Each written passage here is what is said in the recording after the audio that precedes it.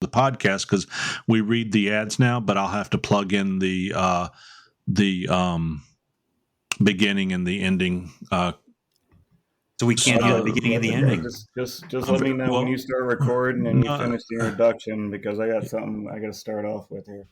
Well, we're 15 seconds into it, but I will say, with that being said, here, go ahead, Otis. Here, do the opening. Sing the opening for us. No, not today. Come on. Not today. Not today. Okay. All right. We got an opening song. There's an opening song? Cool. Well, let me see if I can get it where you can at least hear it. And let me see here. The eagle. Here we go. Let's see if you can at least hear it. 3, 2, 1, 0. You're listening to the Knives Templars. Get ready, y'all. We about to Bobby Boucher you. Bam! I got a piece off of the wagon that Sam Houston used to take JFK to the moon. Pinto sauce. I like that. Pinto sauce. Pinto sauce. You're tuned in to the Knives Templars podcast, featuring Otis Sear Special Sauce Pinto. I was a mean kid. Long time listener, first time caller. Eric T.R.E. Rivers. Holy crap, I built something. Don the Train Watson. I can pay off all my credit cards and beef jerky credit line at Bucky. Joey the Riot Terrio. Cochon de lait will make you smack your lips and anyone getting too close to your plate. Mark the Sallow. You drinking my soupy? And Chip Shegman Carlisle. And now broadcasting alive, it's the Knives Templars. Coming to you live from Porkhouse Studios located in Hartselle, Alabama and other U.S. locations. This is the Knives Templars podcast. We are the coolest knife-making podcast on the planet, and we are downloaded around this big blue marble in over 24 countries. We are on air, on demand, and heard worldwide in all of your favorite apps and at knivestemplars.com. Well, that's the best I can do with my broken media board. But when everybody hears this live on Saturday, Sunday, or Monday, whenever I get it out, you guys will be able to hear it as it's meant to be heard. Hey guys, this is Spaghetti. Good. This is Spaghetti Margheriti, and I am the new owner and host of Knives Templars podcast. I would like to. You know who Spaghetti Margheriti is? You know who Spaghetti I have no idea. is? Nope. Oh man, YouTube will take you places that you don't want to go, and it took me to something called Tim and Eric that was on Adult Swim or something, and one character on there is Spaghetti, and he's silly, and I have all these aliases from writing articles and stuff, and my latest one is Spaghetti Margheriti, and it's kind of like the guy from Inglourious Basterds, Margheriti, and then Spaghetti. So that's where I got that from. But enough of Spaghetti. This is Chip Carlisle, guys, host of Knives Templars, and we're glad to have you here for season 5, episode 45. We're halfway to 6, and I don't care what the rest of those podcasts say. We are the best. They're as good, but they can't be the best because we are the best Knives Templars podcast. Hey guys, we are a podcast that's made to teach rising and established makers like you to pave your way into knife making as a hobby or a business. We are heard in over 38. Did you hear that, Mark VMAX? 38 countries now. 38. We just went up. Yes. Little lady in Kazakhstan is now listening to us, and she sent us a nice note this week. So she is country number 38. And so we thank you guys for your listenership. Right now is the time to go on there and hit subscribe. I'm waiting. I can see it. Right now. Do it. Not you. I'm talking about everybody else listening. Oh. Okay. Everybody, all 9 people just hit subscribe. Thank you for that. And thank you for making us the best rising podcast on not just the internet, the planet, the internet, the intranet, the infernet, Google. No, not the darknet. No, we don't go there. Hey guys, have y'all been to knivestemplars.com? Oh yeah, I have. I can tell you if nothing's changed in 2 weeks, except I did go and look at it a couple times to make sure it was up, but I've been so busy. We'll have to get out there. But I will tell you, we will be making an update to it this week because we have a very fine guest on tonight, and rather than wait, I will jump right in. Otis, you want to make our introductions? Special episode. Oh, yeah, sure.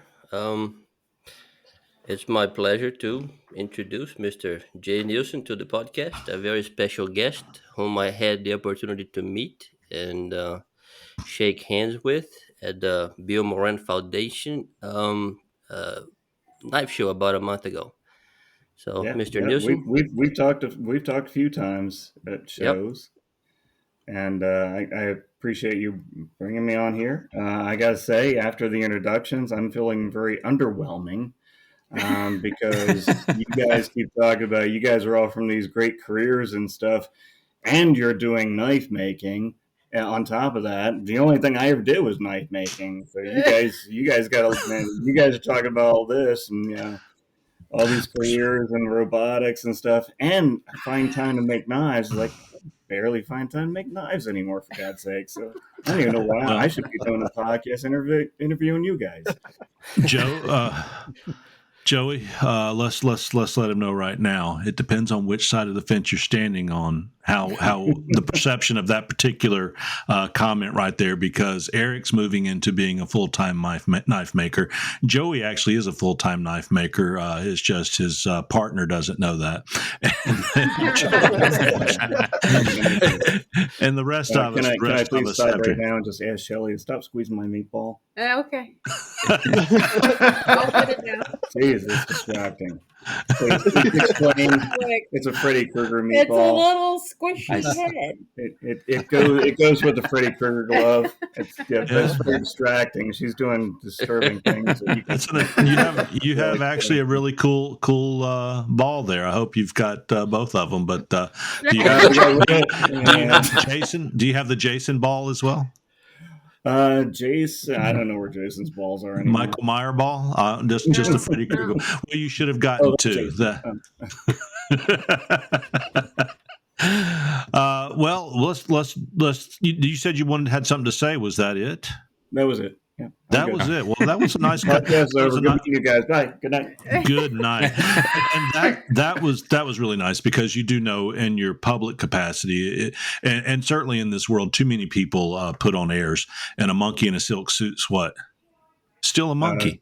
It's me without a silk suit. Yeah, well, it's a monkey in a silk suit, And the point is that none of us should put ourselves above anybody else. We all have different skill sets. We all have different talents. But man, that's the beauty of this world. We all have something special about us. I work in the chicken industry. He was my guidance counselor in high school. Yeah. Yeah. Now I work in the chicken industry. So do you like Chick-fil-A? Do you like? Why is that funny? I don't know. Have you ever choked a chicken or? It's the rubber chicken that wants to make but I think this is a family show. It is a family show. But do you like Chick-fil-A? Oh yeah, I do. You're welcome. You're welcome. You are welcome. It's not. Oh, that's right. So let's just jump on this. Otis here. Look at that smile on his face. Yes. Otis here. What have you been doing this week except anticipating this evening? Not much. Failing a few cars, ripping off some axles, collecting some new springs, stuff like that. The usual. Yeah. Jay, Otis here does a lot of 5160 work. He fails a lot of cars, and I get to keep the springs. Get to keep the springs. So it's a way to keep yourself in business. You got to keep yourself in product somehow. I live in Pennsylvania. I used to have people dropping off deer antlers, deer bones to me in the bagfuls all the time. And it's like, I'll take it. It works. Yeah. I've actually I don't know if you know Josh Howard or Josh Ferran, but I belong to the Alabama Knife Guild, and I showed up there with a set of leaf springs this week, and for what we call Iron in the Hat, which everybody puts in money for tickets, and we have a drawing. And the Joshes looked at me, especially after I asked them to help me get them off of my truck. They were truck leaf springs, and nobody's going to want this. Why did you bring this to my shop to leave here? And I just grinned inside because it's like I've got so many leaf springs. I have a friend that owns a service station, and every time he pulls a set off a car, they come to my house. Otis, here, have you killed any Bambis? Yes, as a matter of fact, yes. The freezer's getting much more full? No, I am just living at the farm for the people there. They invited me to do some deer removal, if you know what I mean. Yeah. And Yeah. I got 9 does already Wow. out of my unlimited doe tag. So I'll try to collect them all. Very good. Very good. Yeah, And that's all so- with your bow? Crossbow. Crossbow? And the bow. A couple with the bow and most of it with the crossbow. Yeah. Jay, did he tell you about his experience with the Jaguar? I do not believe so. No, Otis Are you going to bring that up? I am. Tell Otis the story. here used to, well, number one, he forges naked in the moonlight with pinto sauce in probably some city park around Laurel, Maryland. And number two, as a child, he was running through the jungle in Brazil naked and ran into a jaguar with his German Shepherd. And from then on, he was blessed throughout life to be a great knife maker or something. That's how the story goes that I've made up anyway. But he actually, that's the best version of it. I think my grandmama read me that story, one of the golden books when I was a little kid. He actually was the Jungle Boy. He was the Jungle Boy. No, true story. True story. You did come face to face with a jaguar, correct? Yes, sir. In the jungles of Brazil. Yeah, actually, it was a black jaguar, but not just a jaguar. It was a black one. Oh. I came in contact with a hellhound once, but the divorce went through. So. Oh. No good now. Yeah. Let's move on to the gentleman. Sorry, shouldn't have said that. His Cajun name is Terrio, J.W. Terrio, but we call him the Riot because that's how I learned to spell it. And Joey, what's in the cup tonight? Oh, just some Gold Peak lemonade tea. That's it. All right. Huh. That's it? That's it. No Knob Creek. No Knob Creek tonight. Gold leaf tea. Oh, okay. What's going on, Joey? What you been making? I've been seeing. You might as well tell us. I haven't been doing a whole lot of knife stuff. I actually have to do some work sometimes. So yeah. Every once in a while. Yeah, every once in a while. Now, the knife that you showed us today, you were cutting out another hunter, right? Yeah, just a little. That was part of some Christmas orders I'm trying to get out. So you're getting back into it? Yeah. Good to hear. Good to Got a few hear. orders coming in. I'm saving you last for Eric because you've got like 2 hours worth of what you've been doing the last 2 weeks. He just went full time. Trust me, he's been busy. Don, what have you been up to, brother? That's tough. Oh, not much. Enjoying this weather down here in Florida, man. It's been nice and cool. Has it? Oh, yeah. Been nice. But I haven't done no knives. I got to get on some knives because I got 2 kitchen knives I got to do for a customer for December. So, and been working on some, excuse me, I've been working on some, I call them a chipper blade. They're about that long, like. And that's not doesn't mean anything. It's just the length of it doesn't mean anything. It's because because I've made a lot of short blades, and so I don't want you guys. When we first got to meet him, right? He used to post these pictures of his knives, and it looks nice, right? He's very when I close to the first camera. met him in person, and he drew his knife, it was like that, right? Yes. That's the blade right there. There's a skill. Check it out, guys. There's a skill to making small knives. There's a skill. Really nice pendant. I do not like small knives. They're really hard to do. You and I both. When I started out, I mean, I didn't know diddly. I mean, there was no internet. There might have been a Blade magazine, but I never heard of it. I didn't even know there was such a thing as a knife show until I was making knives for probably about 6 years. Just, dorking around in the shop or the basement or whatever house or farmhouse I was renting at the time or whatever. All right. And it's just amazing different it is now. Well, like you said earlier, it's all your fault. I It's didn't know all anything. your fault. I figured starting out with small knives made sense because, it's only that much steel I got to worry about grinding straight. Right. And if I had had any concept or anybody told me anything, I would have started off with a 12-inch Bowie because it would have been a lot easier. And starting off with small knives, stock removal, stainless steel, hidden tangs. It's probably about the all of the stupidest things. knife maker to ever start. God. Dove in the deep end. Yeah, I made a knife this. Better. I made a knife this summer called Death by 1,000 Scratches. That's how small my knives can be. Mark, and then what really bummed me out is when I finally figured out there was such a thing as a knife show and went to one. Everybody told me, well, you put your logo on the wrong side. I was like, seriously? Nobody told me. I didn't know there was a right or wrong side. So what is the right side? I wasn't going to change. What is the correct side? Starboard or port? If the handle's pointing to the left, tips pointing to the right, well, that's where I put mine. So that's the wrong side. So I just put them on the same side every time. That's where I stamp mine. It's like everybody's like, "Oh, you put it on the wrong side." I'm like, seriously? I finally got to a knife show, and I'm embarrassed enough by what I put on the table after walking around. Are you left-handed or right-handed? Still going to give me this crap too? Right. Yes, Eric, you said left-handed or right-handed too, Jay? Yeah, are you left-handed or right-handed? I'm right-handed. Both my parents were lefties, but I'm right-handed. Yeah. So you're right-handed. So you have the tip of the blade pointing which direction? If I'm pointing the blade away from me, then it's on the outside. Okay. That's where I put mine. If I'm holding it like this, you could see my name. Yeah, on the right side of the blade. Yeah, there's a few people that do that. Yeah, you don't need to know. You don't need to know who you are. Yeah. VMAX, you've made 4 knives. Where did you put your maker's mark? The world wants to know now. So they're on both sides because not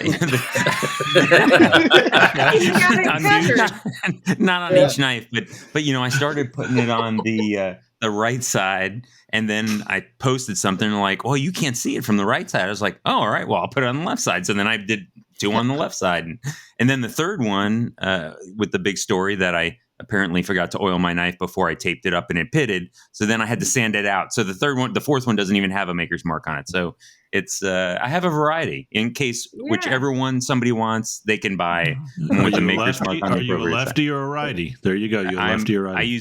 I use both hands. Yeah. So when I first started, he kind of set me up a little bit and asked me, well, we're going to logo this blade now. Where would you put it?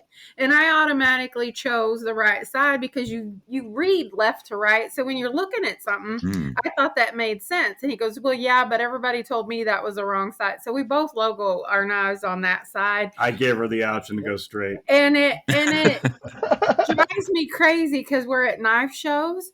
And usually I'm sitting at the table, this last one, I only had one, and he actually brought some knives because he doesn't usually bring knives to a knife show. And every single person would put it down the wrong way. So I'm sitting there turning them over so you can see his logo because everybody put them down the wrong way. And Pinto can back me up on this too. It is one thing she just started experiencing. I said, "Oh, you think knife shows are stressful about taking care of the knives? No, you just wait till you realize how much people spit when they talk." Oh yeah, I had some spit on my blades over there while they're talking to you, and they don't realize it. You don't realize it until you're a knife maker and you're at. We have a spitter in the group, and people are like, "We have a spitter in the group." Mr. Chip Carlisle. You spit on. He put some spitter on somebody's very famous blade, Mr. Kyle Royer. Kyle Royer's knives, man. Laid one right on a 20,000. And during the show there, I had somebody spit on my blades too. So, Mark, do you want to tell the story? You tell it the best since you witnessed it. I was the perpetrator. You were the witness. No, we were, Kyle Royer was great and giving us the great discussion and engaging us. And, Chip was, started chatting away there. And, And lo and behold, in slow motion, there flew a spittle, a slow motion, and went right down on his $20,000 knife that's already sold. And but without it skipping a beat, he didn't look down, he didn't everything. He just slowly picked up the knife and took the rag, wiped it off, and didn't skip a beat, and just continued to talk. So it was, It's like like it was. It was great. Nicest guy in the world. But out of just for giggles next year, I'm going to wear an N95 respirator that just says Kyle Royer protective mask or something like that. And he'll look at it, he'll be like, what the hell is that? And I'll be like, I'm the guy that spit on your knife. He goes, what are you talking about? You're like 16,000 people spit on my knives this year. Yeah. So, clear face shield. Yeah. Get that one through a judging now, buddy. Eric, drop the bomb. Oh, no, because you're going to take 2 hours. Guys, I made my second hidden tang. The other one was a piece of antler, so it doesn't count. It turned out well. But this one I used, before we get started, I'll tell you, since 1980, TR Maker has offered high quality and fast service from Istanbul, Turkey. I tell you, Mark Vasillo cannot swim that far. And that's the heart of Turkey, guys. It's a beautiful place. And it's also the heart to every country in the world as far as getting his products out. You need to check out their line of knife making tools to make your job easier and more precise. You can't go wrong with their products once you discover them. And that's TR Maker. You can find them at tr-maker.com. And with regard to that, on this hidden tang I just made was a Santuco. Hope I said that right, because I can't say T-Riot, the Riot. I screwed that up. Fine. But no. The Santuco I made, it wasn't my design. I got it as a pattern offline and made it. And interestingly enough, took my brass and drilled it out, and took my file guides that I got from TR Maker. Got my he has a nice tool to seat that piece of brass down on the knife, and additionally the polishing tool I used as part of I'll be also doing a blog post for it, but just wonderful tools he makes. But getting back to the knife, it really came out perfect. I think next time I'll get a little bit closer on my tolerances, even though they weren't bad, where the hidden tang enters through the brass and up into that piece of leopard wood I made. But one thing I learned from that, and we should learn from every knife, is that I probably need to get that edge down to closer to a 0 edge, or a 10,000. Is it 10,000? Am I saying that right? I always talk in millimeters because I know the metric system, but get it down a little bit thinner, because my grind, my primary grind came up a little bit high on that, which it was probably 3/8 of an inch tall, but it just really took away from the knife as far as I was concerned. So we learn as we go, and tomorrow I start beating out another one. So I'm looking forward to forging in fire. There, I said it. I'm not saying that's one. With my, and guys, I don't want to rush these to the end, but I'm going to be doing that with my fine Majestic Forge. And let me tell you, Majestic Forge is the forge of Forged in Fire, and they manufacture a line of gas forges ranging from 2 to 5 burners, and with many different forges to choose from. We are sure you can find a Majestic Forge to suit your needs. Their knife making forges come with either 1, 2, or 3 burners, and in both economy and deluxe styles. Go out and check them out at majesticforge.com. That's 2. Eric, what you been working on, baby? What you been working on? I wish I had an ad to say so that we could just do another one. We do have one. Well, you do have an ad. To the Rivers experience. No, go ahead. We'll get that later. Do my ad right. Yeah, I got an ad story when you're done, though.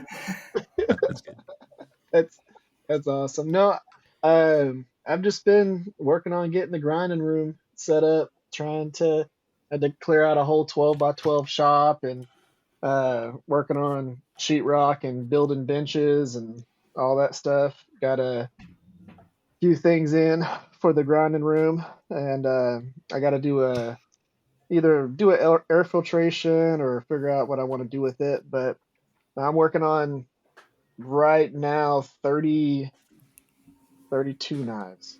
Wow. And A pure machine. trying to get them out. I forged 4 more out today, and I've got to get, just get stuff done, getting everything in an order. That was the biggest transition, going from a YouTuber that made knives to a knife maker that does YouTube. Yeah. Was it's you focus on one build at a time when you're filming it, and you're not really thinking about trying to get your website full of knives and have knives ready for shows and have all that stuff already, getting ready for a holiday season, getting so that people can buy them for Christmas. And it's an interesting switch up, but Well, yeah, especially, I mean, you're setting up the shop. I mean, I know I went from when I went from hobby maker to trying to do this actually for a living. It was really before there was the whole social media. Like I said, there wasn't even email at that point in time. So the first couple shop setups I had were really rough. When I built the newest one here in Towanda, PA, I actually set it up because I had gone from that serious conversion from like, okay, this is a serious hobby that I'm making money on the side, to this is how I'm paying my bills and feeding my kids and stuff. So, but it was right at the beginning of the social media stuff. So I tried to set up the shop not only so it was not production, but I could go from bing to bing to bing to grinder to grinder to grinder. I actually built islands instead of going around the wall. Um, and I also set it up so there was enough room, because you'll see in a lot of shops on YouTube and stuff, the shops are so crowded. I wanted to have enough space and enough lanes and passageway where I could film. I could set up camera stands and stuff like that. Even though I'm not great at it, I knew it was something that I had to add on when I was putting a shop together. So I'm sure being a YouTuber, that's one of the things you got to deal with along with setting everything up. Shelley, here is your reminder. I think you need to mute your Australian over there. That's awesome. I'll tell you.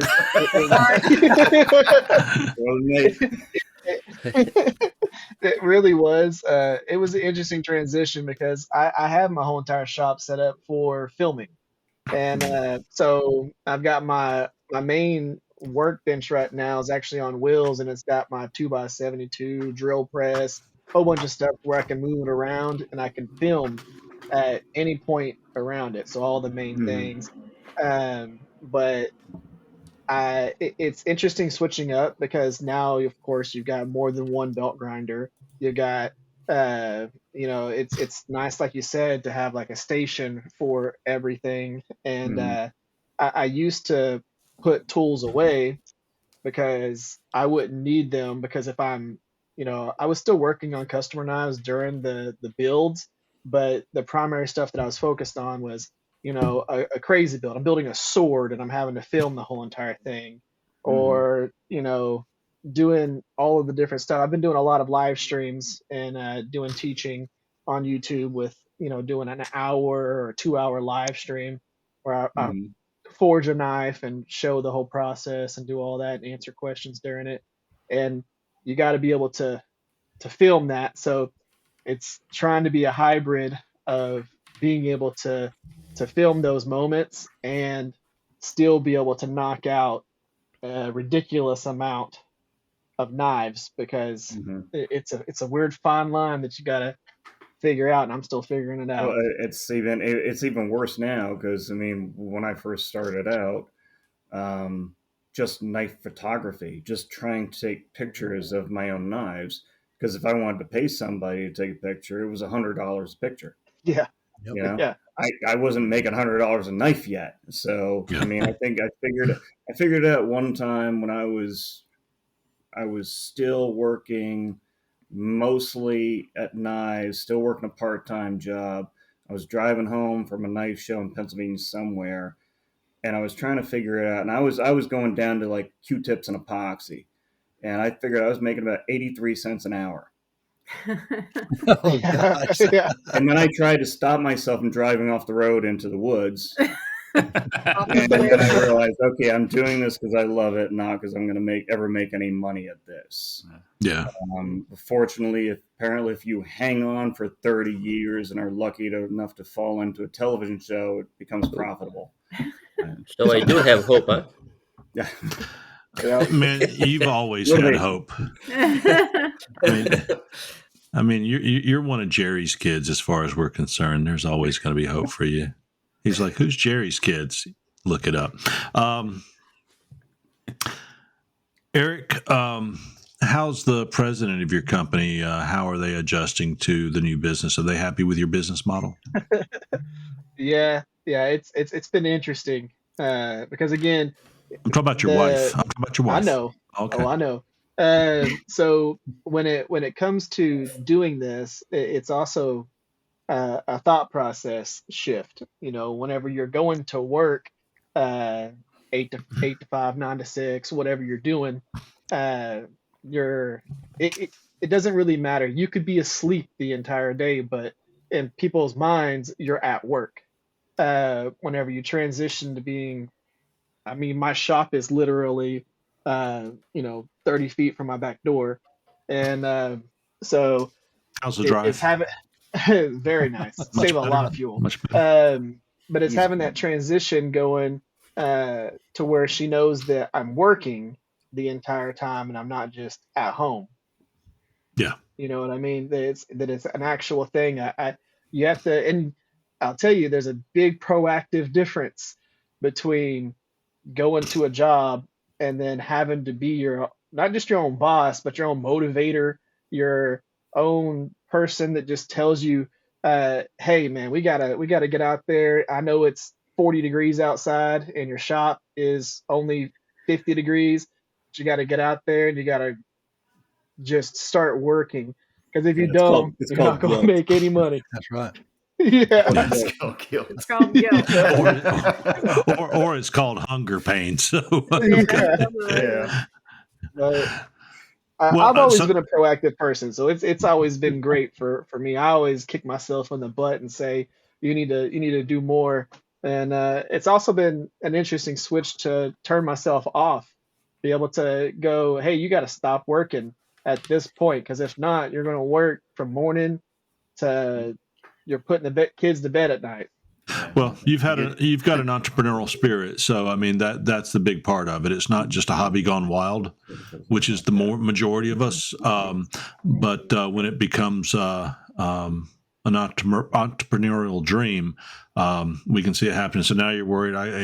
I've got when do I get vacation days? How do I give myself a raise? So got to get business insurance, got to get health insurance. Oh yeah, and all those things. I'm studying for my life insurance license, so I'm gonna have that as another thing. So Don says he can use some of that. Don, can you use some of that? Hey, Don, are you? Yeah, I just want to say, there's two things that people love to hate in this world. That's lawyers and insurance salesmen. Yeah, I know. Luckily, people tend to like me. Yeah, thank God we got them, though, right? Yeah, right. They do. And I want to jump into quite a bit about Jay here shortly, because this is a special show for us, Jay, because you do have some street cred for what you do and who you are and where you've come from. So I do want to focus on that, but I want to get into something that's also very important, and Mark will know what I'm talking about. Hey guys, a little bit of news. Jerry Gardner contacted me, and he's running a nonprofit outside of Mobile, Alabama called Forging a Difference, and they're getting ready to host their third annual fundraiser, Forging a Difference, and at the USS Alabama battleship, which is going to be down in Mobile. He says, if there is a chance, we would love to have a plug on your show. I think he just got it, didn't it, VMAX? So he did. Yes. Yeah, he did. So if you're going to be down there, is everybody Forged in Fire previous contestants that's down there at the battleship? Last year, it was really, I think it was the grudge match, right? It was the Forge and Fire grudge match. So all the Alabama, it was mostly Alabama local Forge and Fire contestants. They all came back to grudge against each other. But all great guys, right?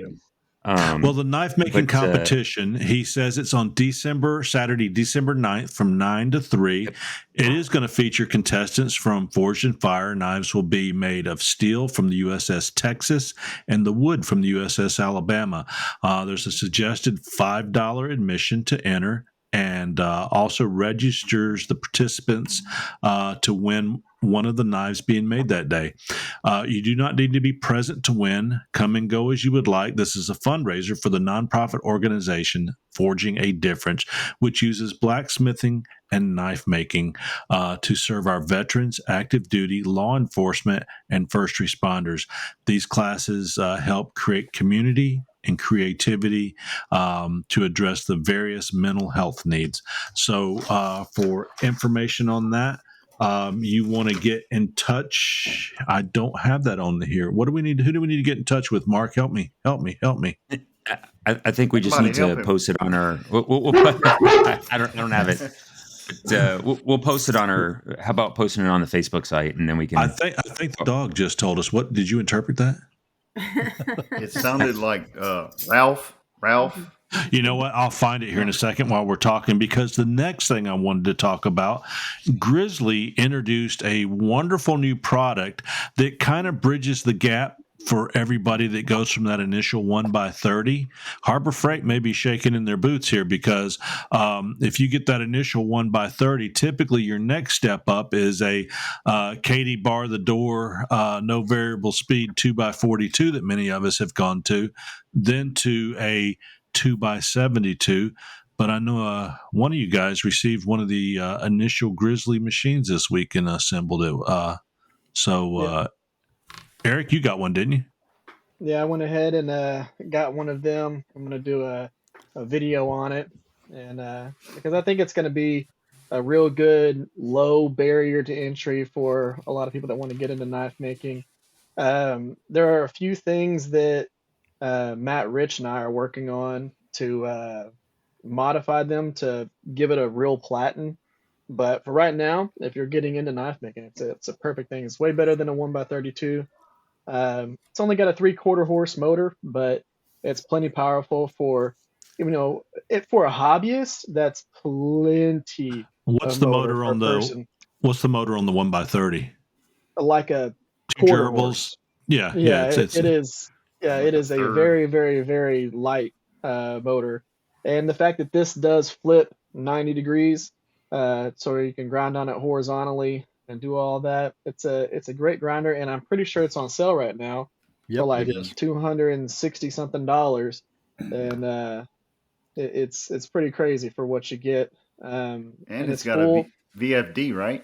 Yeah, it does. VFD, and so are you going to be able to go into business like Eric Rivers or others? Probably not a business machine, but as far as if you've got a 1x30 or you want it to be your entry level machine, it's probably going to be an excellent machine to get into your first experience with a grinder that's got 2-inch belts, got a variable speed drive, so you can control that speed, and you're not putting 14. Many of us put $5,000 into our grinder, real quick up front with accessories and stuff. So the one of the biggest benefits to the bigger grinder you go up to is for one, having adjustable speed. Two, how much heat the grinder puts into your knives while you're grinding. If you're on some of those ones that are screaming at like 5,000 RPMs all the time, and they use little bitty belts, you're dipping it in the water constantly because it'll start burning your fingers, and it's going to be worth it. I think a lot of people are going to really benefit from it. I think that Jay can also take credit because for this as well, and certainly when we say Jay, of course we mean you and your colleagues, the ones you like anyway. We won't get into that tonight. I assume you like them all, but seriously speaking, They're okay. Yeah, but seriously speaking, I don't like VMAX or Pinto, but it doesn't come out on the show. I'll have to edit this out later. Right. If you can, I want Pinto to be my next fill-in. Oh man! There you go. Ooh. Oh, go ahead, Right, Pinto. baby. Yeah. But do me a favor, make sure that he has to wear like a David Lee Roth wig if you ever get him on the show. We need hair on that. They've got a dulling makeup, so you don't get as much glare. We don't want any dulling. They have We to want use it on because when we started the show, I had luxurious dark brown, rich hair, and now now they got to like shine lights off between the forehead and the silver hair. I'm screwed. So they're gonna be looking a little well, we would actually prefer fake hair on Pinto, but Hey, you do man, what at you least got to you do. got here. There you go. There you go.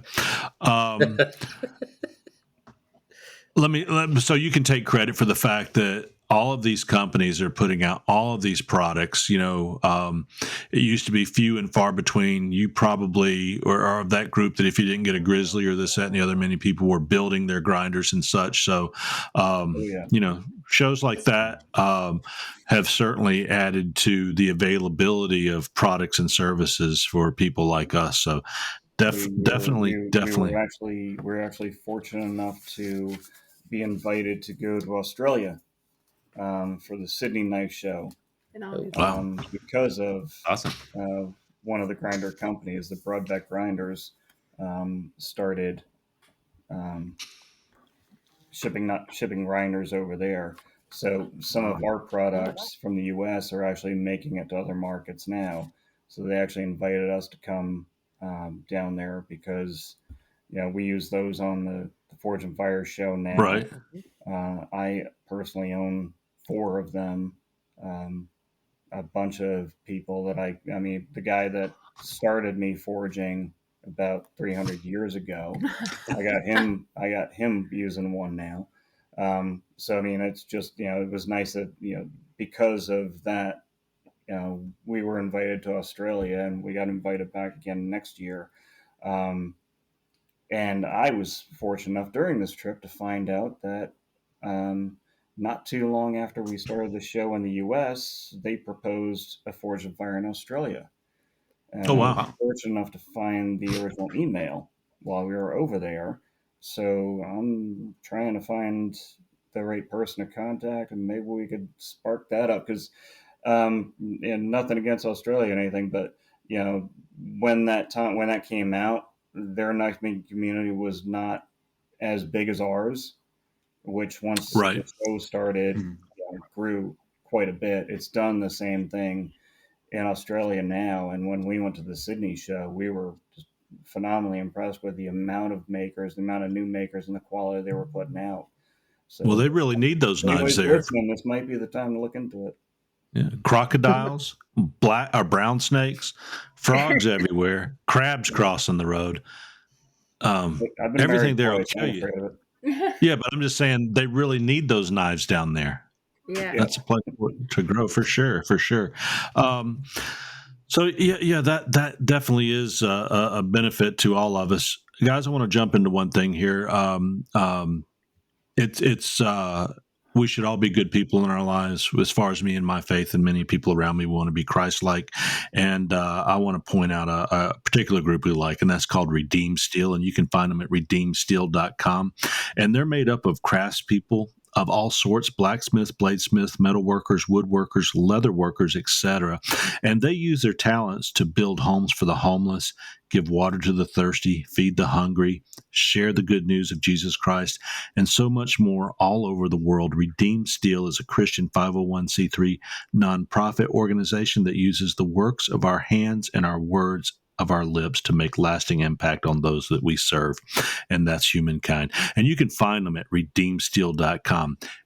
And so I don't forget, I also want to add in here, forgingadifference.com is for the USS Alabama. So don't forget to go to Forging a Difference as well. They invited us, but unfortunately our schedule wouldn't allow. They invited Jay to come and do some judging for that competition. But we are involved in the Texas battleship. Jay has finished his project, and I'm working on mine. I've got it profiled out, and it's going to be my first dagger grind, so that's going to be pretty interesting. But yeah, we support BB35, and we will be donating our stuff within the next couple of weeks for that. So yeah, that goes for a good cause, helping the Very cool. battleship. So that leads me to my next question.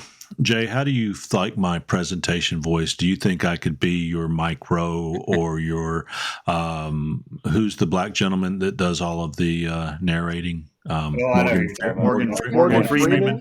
Do you think? I think you got it rocking. I think you're rocking. I think if Shelly ever gets me to like do more than plug something electronic into a wall, right? And I start some kind of like video, audio, anything, I think you're going to be my introduction guy. I think Forged you remind me of the guys on Tosh.0. They grab on the side of the road a homeless guy. They give him 20 that guy. Yes. Radio voice. I know exactly who you know. I know exactly who you're talking about there. I studied under him, but Forged in Fire or anything else you need something, I work pretty cheap. But I'm your guy because I can say .com. And I can also say, and Go the Gorilla will be there on his trike. We got Gigi the Skating Squirrel. All right, so there you go. Hey, let's jump into this. So we do have an excellent knife maker, a guy that's paved the way for many of us. He is a. Are you a guild member, Jay? Nope. Okay, but you are the Knife Makers Guild. Oh. That Knife Makers Guild was the stock removal side to the ABS. Oh, right. It was light side and the dark side. I'm pretty sure we were the dark side. That's kind of the way. Yeah, I've heard Jason talk about it that way, but I'm sure you could get in. But you are a member of ABS, and I'm reading from something here just to make sure I got it right. That in 2008 you became a master smith, so you've been doing this for a couple years. And there's not a lot of master smiths out there. As a matter of fact, when I first joined the ABS a few years ago, when I was just going on the master list page and popping them up, actually your page popped up. And with that being said, just so that people know, they can find you at mountainhollow.net to find your knives. But in addition to that, as Otis Serenall pointed out, you said that you're, working shows, presenting your blades occasionally, working with other people, lifting up Otis's ego to the point that it's really hard to get along with him anymore. He's so proud of himself. He's got your signature on a sheath of his now. You know what he did with that? He scanned it. Now he's writing checks to himself with your signature. And right, do it while you can. I got an extra tried that for quite a while too. Yeah. He bought a Coal Iron Works press this week. I thought that was Shelley. I thought Shelley did that. No, that was Otis here's charge with your signature. But again, I believe you're a writer as well. Am I not mistaken? You're totally mistaken. You're probably totally mistaken. A French chick that used my likeness and my ideas about how to kill people and made 3 books. Oh, okay, well that's just fine. I had to stop talking to her because she was, let's just say, eccentric. Okay. That's I can tell actually stories. I don't know if they can sue me from France or not, but I could tell you some stories. Well, we can say that we have found out through polls that the other half of the world is crazy. It's amazing how it's split right down the middle, but half of the world is crazy. So I'm going to open it up to that, but I'm going to start out with, we've heard you've been making knives before the internet and telephone and the rest of it, and we can talk a little about those early years. But I know a lot of our listeners will also want to learn a little bit and what led up to it. We're going to jump right into it. What led up to your getting asked and being brought into Forged in Fire and your experiences with that? You've told that story 1,000. You've told that story 1,000 times now. There's really not much story to it. Right. We had, as the knife making community had heard about, somebody talked about, some knife making reality TV show because, Chopped came out. That was a big thing. And then you had the what is it, Ocean County Choppers, the maniacs with the motorcycles, and then a bunch of other crazy reality TV shows. I mean, there was all the ones with the women doing all their weird girl stuff that I don't even know. I don't Housewives. Whatever. Hey, Otis Sears, House Husbands of Laurel, Mississippi, or Laurel, Maryland. So he didn't mean anything by it. Otis Sears, you're fine. Yeah, whatever. Anyway, so I was literally just in the shop forging, and I mean, I had been, like I said, I did not learn knife making under anybody. Keith Bagley, when I first started making knives, when I first went to a couple knife shows, small shows in Pennsylvania, he was kind enough to realize that I had no clue what I was doing, and was happy to tell me and show me, look, come down to my shop for a weekend. I'll show you. He gave me the basics on forging and forge welding. But aside from that, it was mostly beating my head against a barn beam, or the times I did get to knife shows, like asking somebody questions and stuff like that. And that's when I realized, knife people are great. Like Pinto, everybody, you guys all know, you can ask anybody a question, and 99% of the time they're going to give you an answer. You're going to run into the odd, jackalope every once in a while. Trying to be family friendly here. But it's a very rare situation. And, as I learned stuff, you can say jackass because ass is in the Bible. Ass is in the Bible. You can say jackass. Okay. So, but anyway, I mean, when I was making knives, I mean, everybody talks about having a bucket full of blades in the shop that were no good. I never had that because I didn't think to save them in a bucket. I would take them out and beat the crap out of them in the woods. Mm-hmm. And, I'd wrap the handles in duct tape or electrical tape or something like that. And I figured, okay, if I could beat the living hell out of the blades that stink, the ones that don't stink got to be even better. So, and that's when the whole, oh God, it wasn't even, was it YouTube back in the day or whatever it was? Yeah, probably YouTube. Probably YouTube way back, whatever, the early stuff. I started taking videos of me, cutting rope, beating barn beams, and, beating on the knives. I never thought anything about it. I was just trying to. MySpace. Yeah, MySpace. Yeah. But any of the early stuff. It's funny. One of you guys was just talking about. I think it was Eric talking about full-time learning to stop. That's really a difficult thing. When you mentioned that, I was like, oh my God, I had a flashback because I would get up at the butt crack of dawn, go out, take care of the couple animals I had, go in the shop, work until 9, 10 o'clock at night.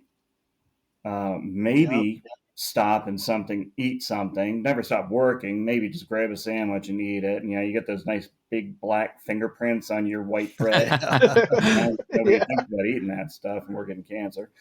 And then I'd get done and I'd go in the house and I'd go on to this, computer that's right now is probably the size of my microwave, and spend 3 hours on, Knife Forum, British Blades, whatever, all the different knife forums. There was 3 or 4 of them, and I'd go on and posting pictures, posting comments on stuff, asking questions, trying to answer some questions, basically just trying to get as much information as I could, and at the same time trying to get my name out there and get people to recognize my name.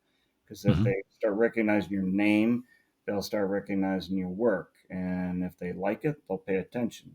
So, I mean, you're talking 13, 14-hour days, easy, 7 days a week, and you wonder why your wife's pissed at you. The show. We were talking about the show. Oh, yeah. Oh, I'm sorry. Oh, no, that's fine. That's fine. We're getting there. Geez, I squirrel. Sorry, but yeah, they called me out of the blue when I was forging, And it took probably about 10 minutes for them to convince me that it wasn't one of my friends, girlfriends, or wives calling me up and pranking me. And they set me up with an online interview, and there was a couple women. I had them giggling within a few minutes. So I figured I was probably in because I was a master smith, so I had credibility. Right. I had a half sense of humor, so I wasn't a crotchety old fart.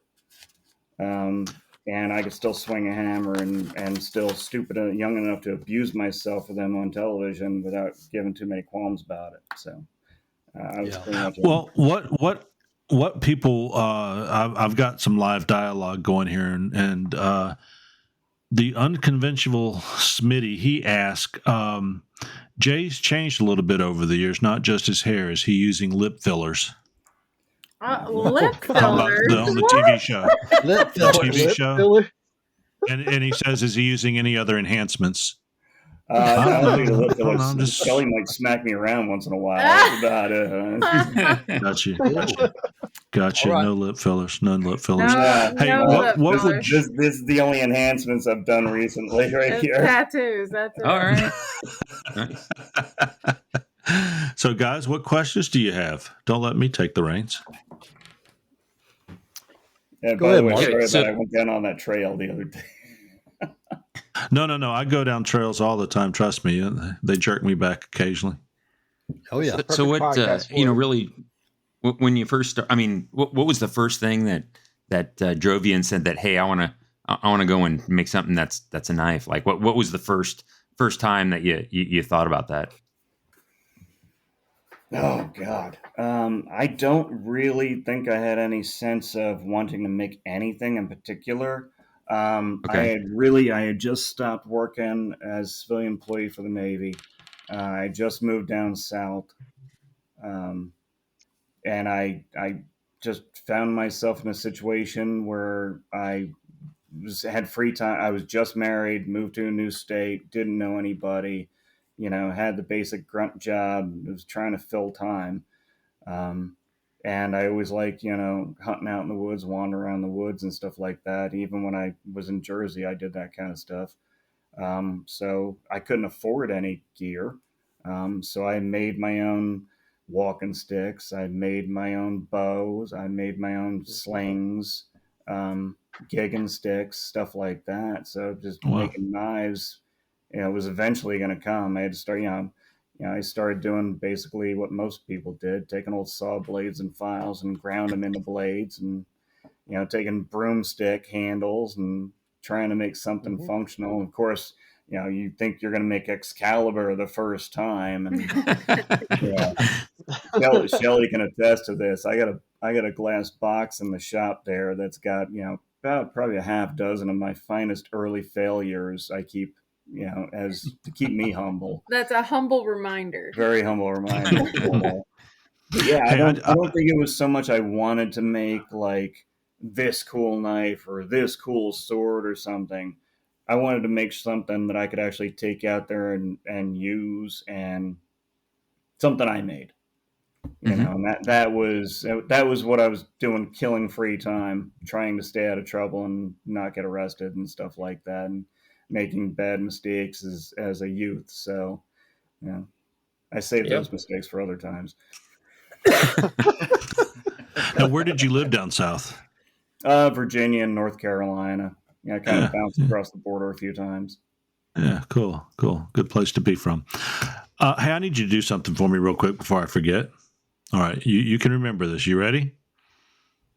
Hi, this is Jay Nielson from Forged in Fire. When I'm not listening to a decent podcast, I listen to the Knives Templars. He's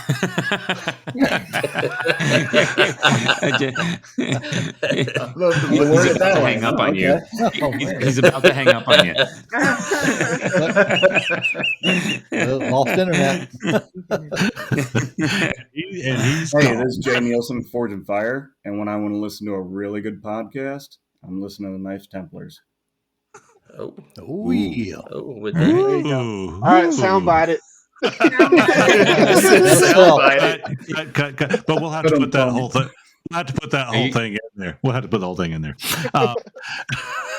You So, put it however you want. And Pinto can attest to this. Shelly all the time. I do my. I'm very good with the monkey in a stick routine. Monkey in a cup. Or monkey in a cup routine. Yeah. Monkey in a cup routine. Well, tell us about your experiences meeting Otis Sear and his knives. I know you had the opportunity to see him, and we actually think a lot about Otis Sear. Where is Otis Sear? What we're asking for is inspect my knife live with Otis Sear right now. Well, so you've seen his knives. Funny, I have one of Otis's knives. We heard. Oh, yeah. Did he force it on you or? No, actually, no. It's actually in the shop right now because I actually use it, which hopefully he appreciates that, because I really hate when somebody has one of my knives and say, "Oh, I'm never going to use it. It's so pretty." Important question. Even though Otis knives are beautiful, I am using it. Important question. Good. Oh, it works great.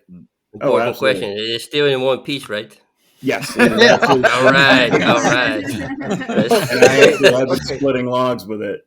Talking about One Piece, I mean, who put you up to the destructive test on the show? I mean, did somebody come up with the idea and they say, okay, you look like the guy who should be doing it? Yeah. No, that's just what they signed me up for. I mean, I was typecast right off the bat, and I think it was because all those old YouTube videos of me beating and stuff and whatnot. So I think I was kind of typecast, and I don't know why. When I'm not smiling at everybody thinks I look angry all the time. One big thing. Yeah, people say the same thing about me. You know, I know what you're feeling right there. On the show, right? Let's talk about the show a little bit. I am curious to have your take on the whole time you've been on the show. What was your favorite build that, if you have a favorite build that happened during the show, a favorite knife, a favorite sword, or a mace, or something, right?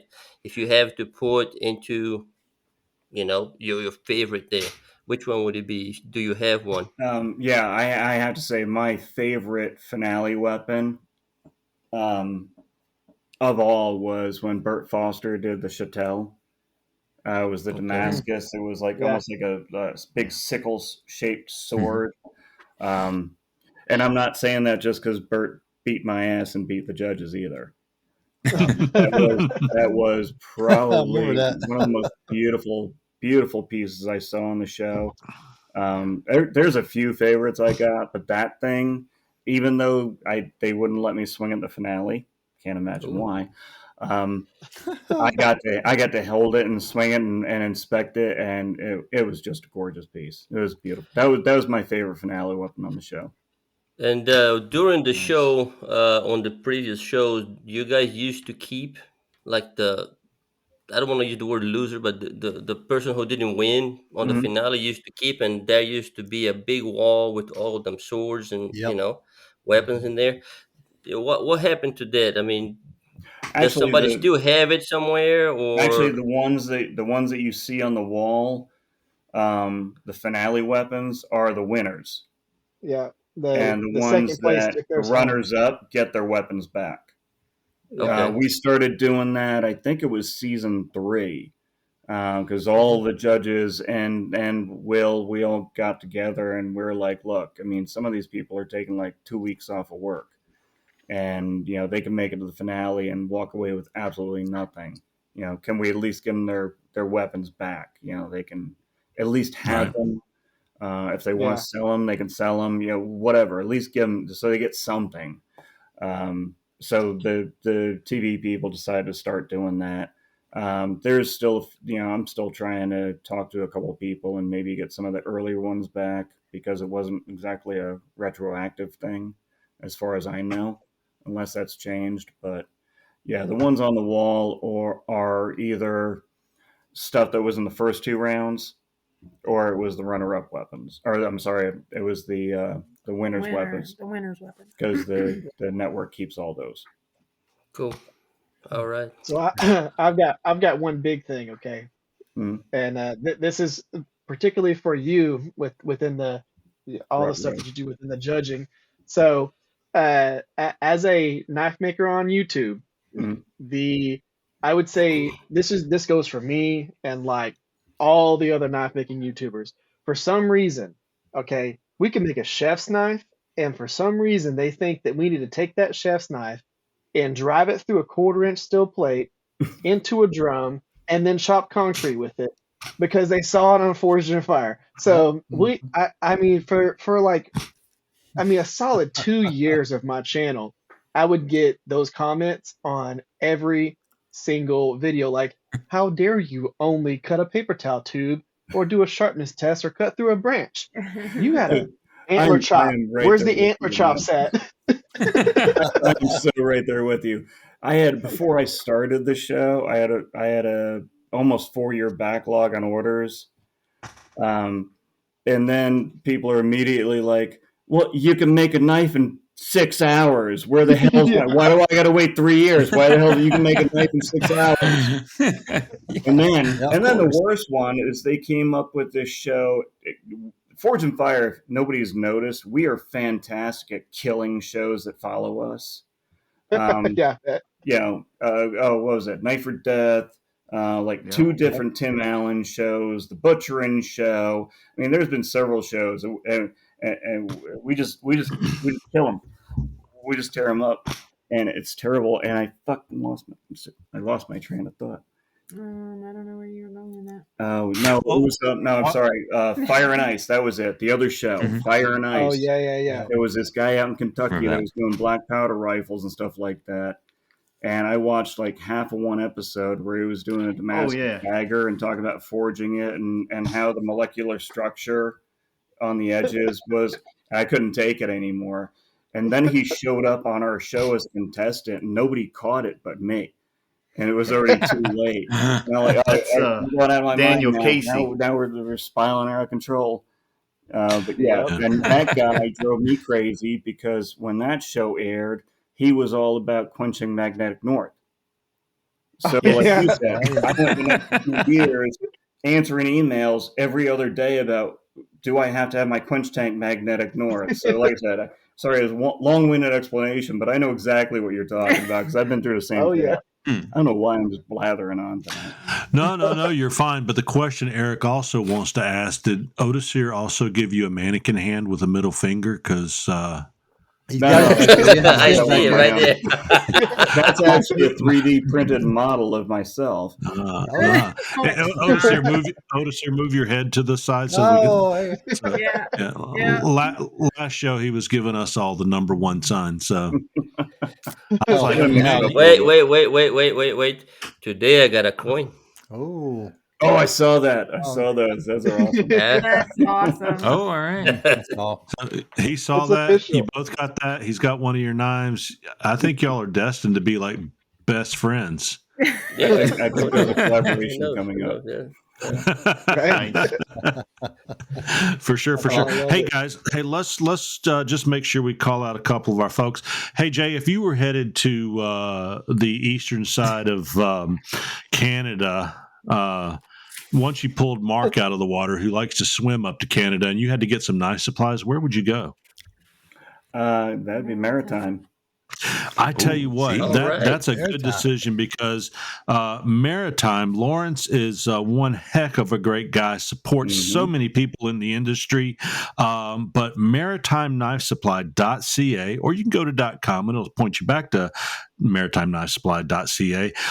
They have great products and services. They're in Canada and internationally. You need to check them out for great deals and, as I said, service. I just recently got some 1080 steel from Canada, and I ordered it on like a Thursday. On a Monday, it was sitting on my my front door, and nobody else had that hexagon 1080 anywhere else. So, guys, whether you're wanting to buy from him or whether you're just wanting to learn more about him, he gets involved. I think it's the New England School of Blacksmithing. He also was up at the recent event. You guys were up there in New York. Is that right, Jay? Yeah. We saw him in Texas also, and I just used some powdered steel from him for canister today. Yeah. So guys, check out Maritime Knife Supply, because Mark is getting tired of swimming to Canada with his it's getting his cold. back It's getting tattoo. cold. Yeah, it's getting real it is cold. getting cold. He swims Not up there for exactly the most supplies. wonderful time of the year to swim. No. But Lawrence Lake is one heck of a great person, great business, and he stands out. I also want to make you guys aware of Phoenix Abrasives and Greg over at Phoenix. You can find them at phoenixabrasives.com, and they offer great prices, selection, quality, and quick delivery. They have a complete inventory of belts, disc, rolls, wheels, and anything else you need to get that sanding job or grinding job done just right. And you can find them at phoenixabrasives.com. And if you put in Templars, what is it? 10. 10 at discount. There you go. You can try Templars 90. I don't think it'll get you anywhere, but Templars 10 at discount, you can get 10% off your next order. I'm going to put in Templars 90 next time just to see what happens. Just to see what happens. You've been missing out. Probably send me one of Otis Sears finger statues. Yeah, that's right. That's what they'll do. For sure. So guys, let's jump back into a little bit. What have you got coming up here in the near future, Jay? Right now, talking to you guys. No, we're basically taking a break right now. We're going to take the holiday break, spend some time with family. We have been traveling. Oh, good God. Don't ever, if you're a new knife maker, do not ever give your schedule to a new knife maker because they're very enthusiastic. And I think I ended up going someplace every 3 weeks. I think every 3 weeks I was someplace different. He's like, yeah, he goes, Right. you got a show you want to go to, or, if so he started referring everyone to me, and I didn't want to say no to anybody. She's cured of that now. Yeah, I learned really quick. It's exhausting because we were going somewhere at least once a month. So between our own personal vacations and shows, it got to be pretty overwhelming. So next year, we're still going to do some of that stuff, just not as much. Mm-hmm. We're definitely doing. We're definitely going to go to April and do the Texas Select Show. That's the next thing on our list. I'll be there. We had a great time. And I'll be there as great. well. We had a great time last year. Looking forward to doing that again. That's a good show. Mm. Will you be at Blade, Texas?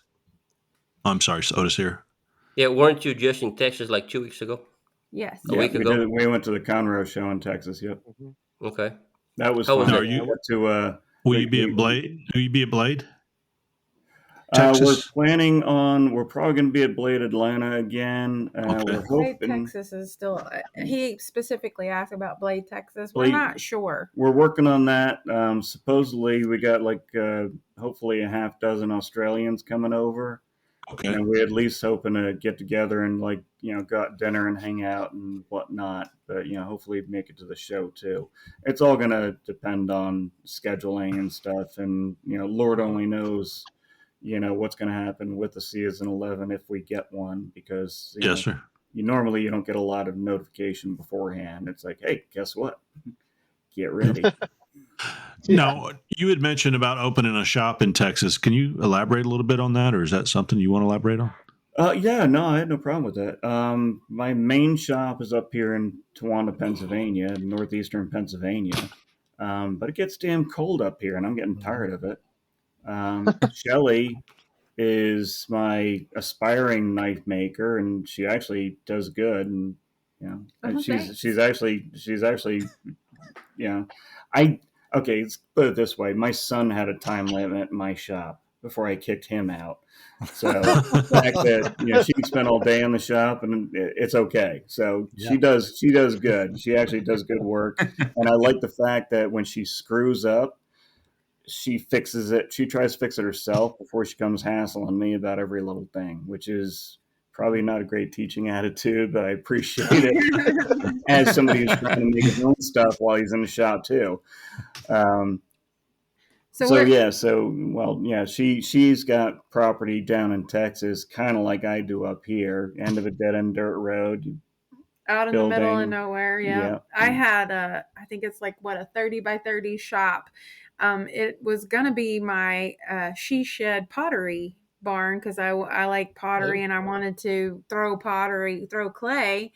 And then one day I sat next to a gentleman on a plane, and he introduced me to knife making. I had never imagined making knives, ever thought about it. In fact, didn't even like Damascus. I didn't even like Damascus because, in my defense, the only Sacrilege. Damascus that I had ever seen was, it looked like it was painted on the blade. It had the clown colored wood on it. You see it at a flea market, $5, $10. Oh yeah. So I'm sitting next to a gentleman, no idea who he is. We have this brief conversation, and I tell him that, I don't even like Damascus.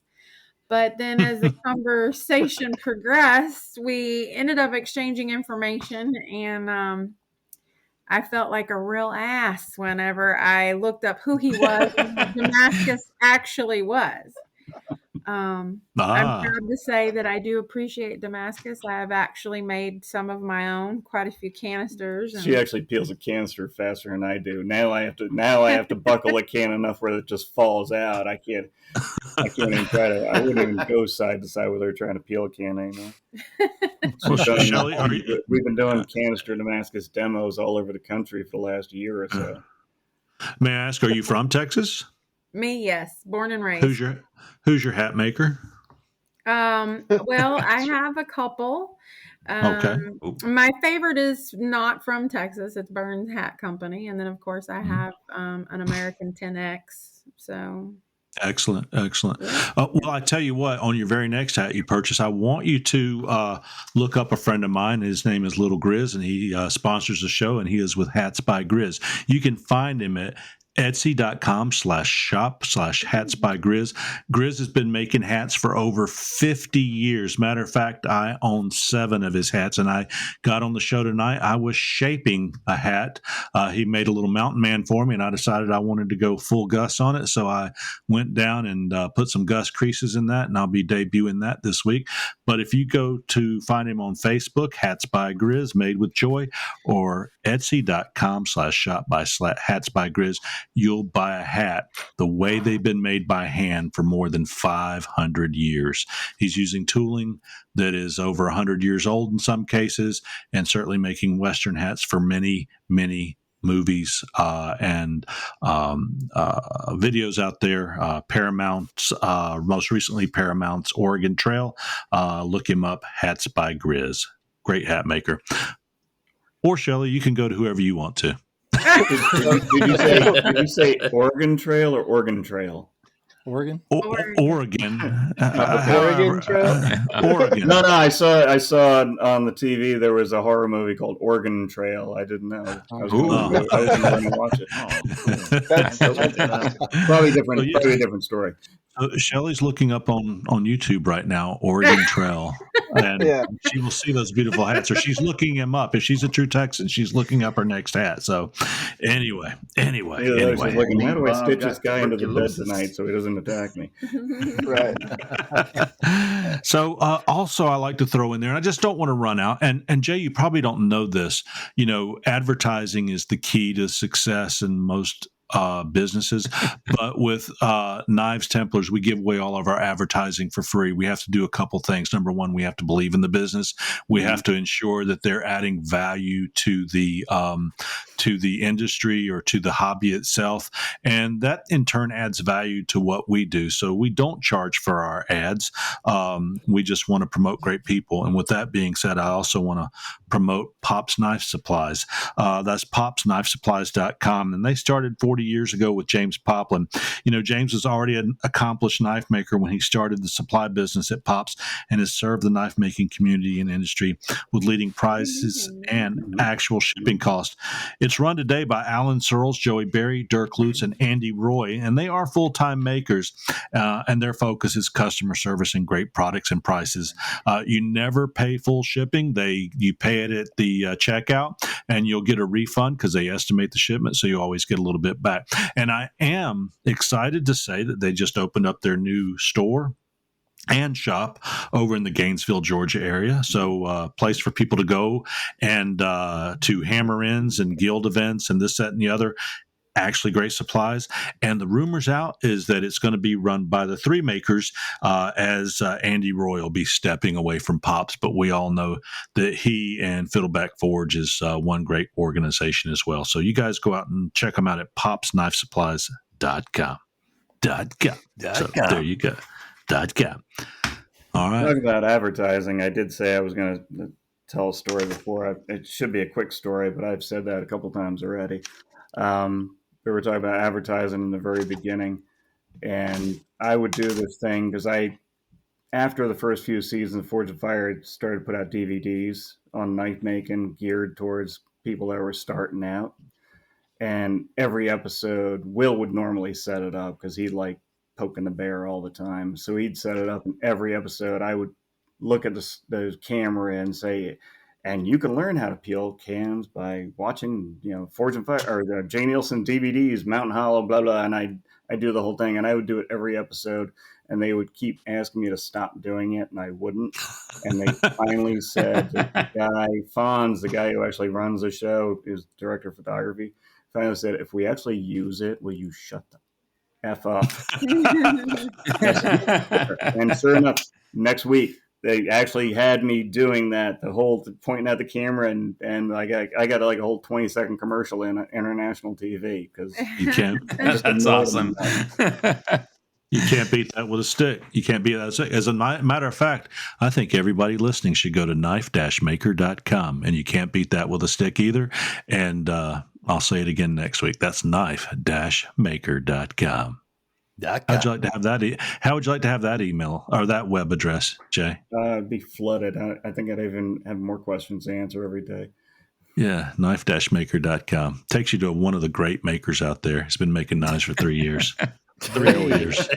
So I don't know how I got that address. It was just available. That's all. So I looked and looked and saw. It was you found it when we were looking for lazyknifemaker.com. Yep, that's right. That's what I should have gotten. That's the one that we're looking for. That's actually, is that yours, Otis, here? lazyknifemaker.com? No, not yet. I forget who it was. If somebody was going to be lazyknifemaker.com. Joey. I mean, what's his name? He's hunting tonight, man. Jason. There you go. Oh, yeah. Jason Fry, lazyknifemaker.com. I'm working on it. So, who's working on it? You are? I'm working on being a lazy knife maker. Well, I hope you get there. So you'll be spending half the year down in Texas, half the year up in New England or New York. That's the idea. Yeah, when it's 6 degrees in Pennsylvania, we'll go to Texas and work. When it's 106, we'll come back to PA. There you go. Who's gonna be your hat maker, Jay? Who's going to be your hat maker? If you go to Texas, you got to find a hat maker. Nobody wears off the shelf. She tells me, unless Pinto wants to that's a good answer. There you go. That's a good answer. There you go. You're doing quite well. So, Eric, I noticed just changing topics, and we can drift back through because this is kind of a free-form show here. You have been pounding out a ton of blades. With your Two Bastards hammer there, and we'll give them a plug because those are some gorgeous hammers that they make. Tell us a little bit what you're discovering as far as, because you're forging these, 99 or 100% to shape these days? No, that wouldn't make much sense with doing it as much. I'm about 90, 95 maybe, but not completely. A lot of them you're only taking about a 16th of an inch, but once you've forged so many knives, if you've forged a knife and you know what the profile's like, I'll tell you one of the tricks if you're going to forge like 6 knives is make sure you have the same amount of steel going into it for all the knives, so that when you're forging them, you're not having to like fudge things around. But yeah, no, it's just forging them to where I'm maximizing the amount of steel that I have so that I'm not wasting anything. Right. That's the big reason behind, especially forging right now and doing everything that I'm working with. It's all 1080, 5160, 80 CRV2, all that stuff, so that I can 52100. That way I can forge it all out, and I'm not doing a bunch of, the stock removal comes into play. whenever I'm grinding things like bevels and doing all of that stuff. But it's just trying to maximize the amount of steel that I have so that I'm not sitting there spending money for no reason. Let, let me see if I can get Otis here worked up tonight. Wait. Yeah. Wait. Now I have a question, a very special question. All right, go right And we ahead. have somebody qualified to answer it. Maybe it was the question I was going to ask, but go ahead. Oh, we'll see. Go ahead, Mark. So there has been a lifelong debate, right? Which makes a better knife? Stock removal or forged? Is there a difference, Mr. Nielsen? Yeah, go ahead, Jay. You want the real answer? The real answer. The No, real answer, it doesn't matter what no the hell the baloney, steel huh? is, it's the maker. If you know what to do with the steel, doesn't really matter. Honestly, nowadays, it really doesn't make that much of a difference. With the modern steels, back in the day when you could not get good high carbon steels on a regular basis, doing the whole forge welding, trying to build carbon in those steels and use scraps to make high carbon blades. That was when it was a big deal. Now with the modern production stuff of steels, I really don't think it makes a difference. It's not going to make a better knife if you forge it or stock removal it, I don't believe. The advantage to forging is what you can make. I can take a 1-inch ball bearing and make a knife out of it. Stock removal person can't. Correct. Yes, and Correct. and that's one of the things where I personally kind of hawk into this, and I go on a tangent every now and then on the podcast. Mm-hmm. I am against forging flat stock. If you buy flat stock from, whatever, Pop's Knife Supply or New Jersey Steel Baron, and it would be like, this is how I think, right? Me buying a cake and sticking my hand in it and trying to make a cake, right? You already have it. The steel is ready for you to just make a knife. And like I got one most for of you my then. forgings nowadays, right?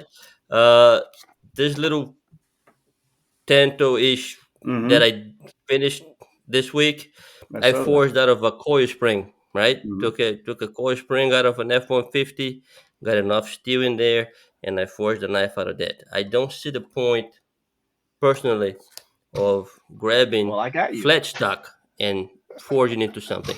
This other piece that I just worked on this week, right? This one was from a flat stock, but it was a short The piece. I listeners are couldn't take off. enjoying that view, by the way. Oh, Yeah, it's to explain Right. what you're showing, Otis here. So this is a straight back with a recurve, something I came out with this week. Little full tang. It's almost finished. The blade is ready for all intents and purposes. But I had about maybe 3.5, 4 inches worth of stock. Not enough to make a full size stock removal knife in there. So I went ahead and I forged the tang on it and I forged the shape of the blade. In that case, I can see the forging aspect coming into a flat stock, but it's from a piece of refuse or a leftover, but not from, okay, I have this big piece of steel and like And then you get So into it and call it forged. on that knife that you signed the sheet for me, that one was a hybrid. I forged the shape, forged the tang, and then I ground the rest of it, right? But that was mostly because of the shape of the yeah. cookery-ish drop on it, right? But I don't know. It's Well, I it's one of mean, the you just said, I'm sorry, I will be quick on this. You just said you had a piece of steel that wasn't quite long enough to do what you wanted. Yep. So you forged it to shape it to what you wanted. Yes. Flat stock, round stock, ball, canister, doesn't matter. You're doing the same thing. It doesn't matter flat bar or not. You're taking something that isn't the shape that you want it to be. You're heating it into a semi-plastic state and making it to the shape you want it to be. And one of the reasons that I go into this is because there's a lot of back and forth. Oh, if you're not freehand grinding a knife, you're not a real knife maker. If you're not forging a knife, you're not a real knife maker, right? So I mean, come on. So Otis here. So So I've got one thing to say on that. Well, no, she can go ahead and go first, and I'll say what I'm going to say after that. So go ahead okay, and say what you're going to say. so as a new knife maker and new to knife making, period, this last year and a half has been a big learning experience. And one of the first things that I noticed is the different levels of knife making, and in order to get it right in my head, because everybody's getting grouped into the same groups and the same skill sets and stuff like that when they're not. And that was one of the things that I have been talking to new knife makers or people who don't even make knives, is that there are different levels. I mean, you have all the way up to the beautiful art knives that you wouldn't think of using, to people that make their own steel, make their own profiles, and grind it all out by hand and all that. And then you have the ones that laser cut, or semi production. They water jet. yeah, that's it. Water jet, 10 blanks, and they grind them all out. So they're still making those grinds and putting those grinds in. So, I mean, I don't think that one way is better than another. There's just different classes. I don't even really levels. A lot of people aren't aware of that. So I think that's why you get judged. Yeah, and I agree with that. There's definitely different levels. And like for me with my YouTube channel, a lot of the people that watch me are novice makers or people that are just getting into the hobby. And I always tell people, you do different things for different reasons. You forge for different reasons, you stock removal for different reasons. Having both skills is absolutely awesome because you can maximize your material with forging, but you make it beautiful with grinding. You can forge all day, but if you put that next to a knife that has beautiful grinds and your forged knife has shitty grinds, it's gonna look crappy. And even though you forged it, you put it next to somebody who's just got amazing bevels and transitions and plunges and everything symmetrical, it's gonna look better. But it all comes down to what you're comfortable with. If you feel super comfortable with using jigs, use jigs. You're still a knife maker.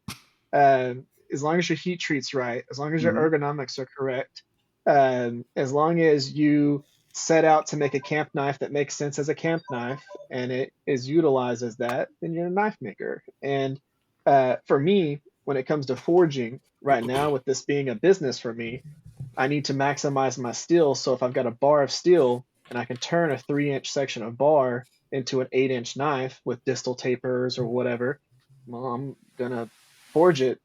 I don't care if it was a bar. It's just a piece of steel. Honestly, Forge and Fire lightened me up on that a lot because I was like, oh yeah, I'm a forger, I'm a master smith. This is what you do. This is how you make good knives. And after a while, you realize, okay, not everybody has the time and the equipment you do, jackass. I'd be watching people that are, sweating bullets and struggling, trying to find the local pizza oven in town, see if they can borrow their pizza oven to temper their sword that they never thought they were going to make. Like, okay, whatever you do, you're still making something by hand. If you're happy, good for you. Yeah. I have a couple questions to ask real quick. Number one, Shelly, where can we find your knives at? Are you on Instagram or YouTube or anywhere? Yeah, Instagram is just Shelly, the Gypsy Soul. And then I have a Facebook page as well. That's Gypsy Soul Knives. Show them why Gypsy Soul's easy to remember. Well, this is a sound podcast, but the podcast. Oh, that's right. No, we can see it. I'm technologically. Just gave you a follow. So I was a travel nurse for many years, and this Gypsy Nice. Soul. Cool. That's where the name of my knives came from. Yeah. They're looking you up now. Yeah, I am a man. member of the Texas Knife Makers Guild, and I actually got my Lone Star member designation in the spring, Cool. and that's where you submit 3 knives to their board, and they Right. either pass you or go back and try again. If you see Mr. Fry, who used to be the president of that Texas organization, I know him. Would you please tell him that if Chip brings his knives, just to shut up? They're already pre-approved because the Gypsy Soul says so. Okay, all right. Man, I see, My second question is, this goes to Mr. James Nielson. It looks like about 6, 7, 8 months ago, I had sent you a friend request on Facebook. And while you did not deny it, you've just basically overlooked it. And I feel somewhat verklempt, which means overcome with emotion and snotty. You can clamp up whatever you want. I haven't accepted a Facebook friend request in years because apparently you're only allowed like 500. And I got tired of scrolling through whose names I didn't recognize and kicking them off to add more people. So I just ignore it. Everybody on Instagram they don't have to be approved. They can just jump on. Well, he does not use his social media to his fullest advantage. Much to her. Talking about Instagram, earlier today there was a small development there. Apparently, knife makers are being shadow banned. I just got a notice that our pages are no longer up to their standards or something like that. Oh, I did that too. I got you probably do. You haven't looked at your social media, but it showed me a couple We're of only posts we're only visible to our subscribers. Yeah, or followers or our followers. But young ladies running around scantily clad, all but porn are no problem. Right. Exactly. It's just amazing. Oh, wait, what's going on? So shadow banned, the whole point behind shadow banning is they are throttling your page to where only you don't get so many new followers. Where it would have shown your page to people who have looked at, Spyderco or something like that. Well, they might have got suggested to go look at your Instagram page, but now they're not doing that. If you see Spyderco, they send you to a car page or to some 16-year-old dancing's page or something like that. So it's wow. That's I was pissed that I've been at 133,000 followers for like 3 years now. Yeah, his follower number hasn't changed, and he's messaged Instagram many times, and you don't ever hear back from him. I know exactly how you feel. I've been stuck at 285 for 3 years. I'm trying to talk him into jumping on the TikTok train. We're gonna take the next couple of months to kind of work on the social media presence because the only reason he had the Instagram page for so long is because the TV show made him have a social media presence. So hopefully that'll improve some. But hey, on the bright side, right? Ever since Jay here posted the pictures of my knives on Instagram, I got like 20 new followers. So you went viral. Went viral, baby. Thank you, Mr. J. I'll be a help out. Any way I can. So you're up to 20 plus yourself now. Isn't that wonderful? Oh yeah. All right. Awesome. Yeah.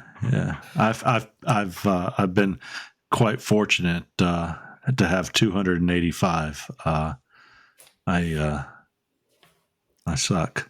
All right, everybody listen. Go give him a follow. Make him feel better. Yeah. No, I started. I think I heard Jeff Fader say this one time. Anybody can start a podcast. Something about us being flea bags and Knife Talk is the best. And I don't mind talking about other podcasts. He is exactly right. Anybody can start a podcast and listen to themselves talk. That's for sure. So y'all go listen to Knife Talk. Go listen to Knife Perspective. Mm-hmm. That's our buddy Kyle Daly. I don't know, Jay, if you know Kyle Daly, but he's another great maker out there. He's a good man, he and Dave. So, guys, him and Dave, right? Dan. Did I say Dan? I said Dan. You said Dave. No, I said No, it's Yeah, Dan. that's how I it can go works. back and listen. I can go back and listen to this, it's You Dan. and can I go can back and also modify it. I can also modify it to make it sound like you said. There you are. You can.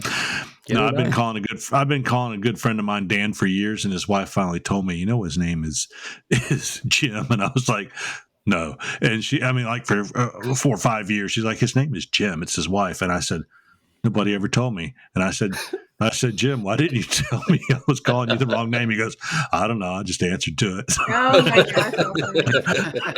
gosh. So it worked just fine. Hey, let's jump in real quick. If you, I encourage our folks to go out and go to knife-wood.com.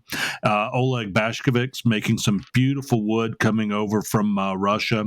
He's also got a place he ships out of here in the United States. Great stabilized woods, great artistry, great maple and other burls. It's just gorgeous stuff. Go out and check Oleg Bashkovich. You'll see some of the best knife makers out there are purchasing the stabilized wood blocks that he produces. I gotta throw this one at you. Ameribraid.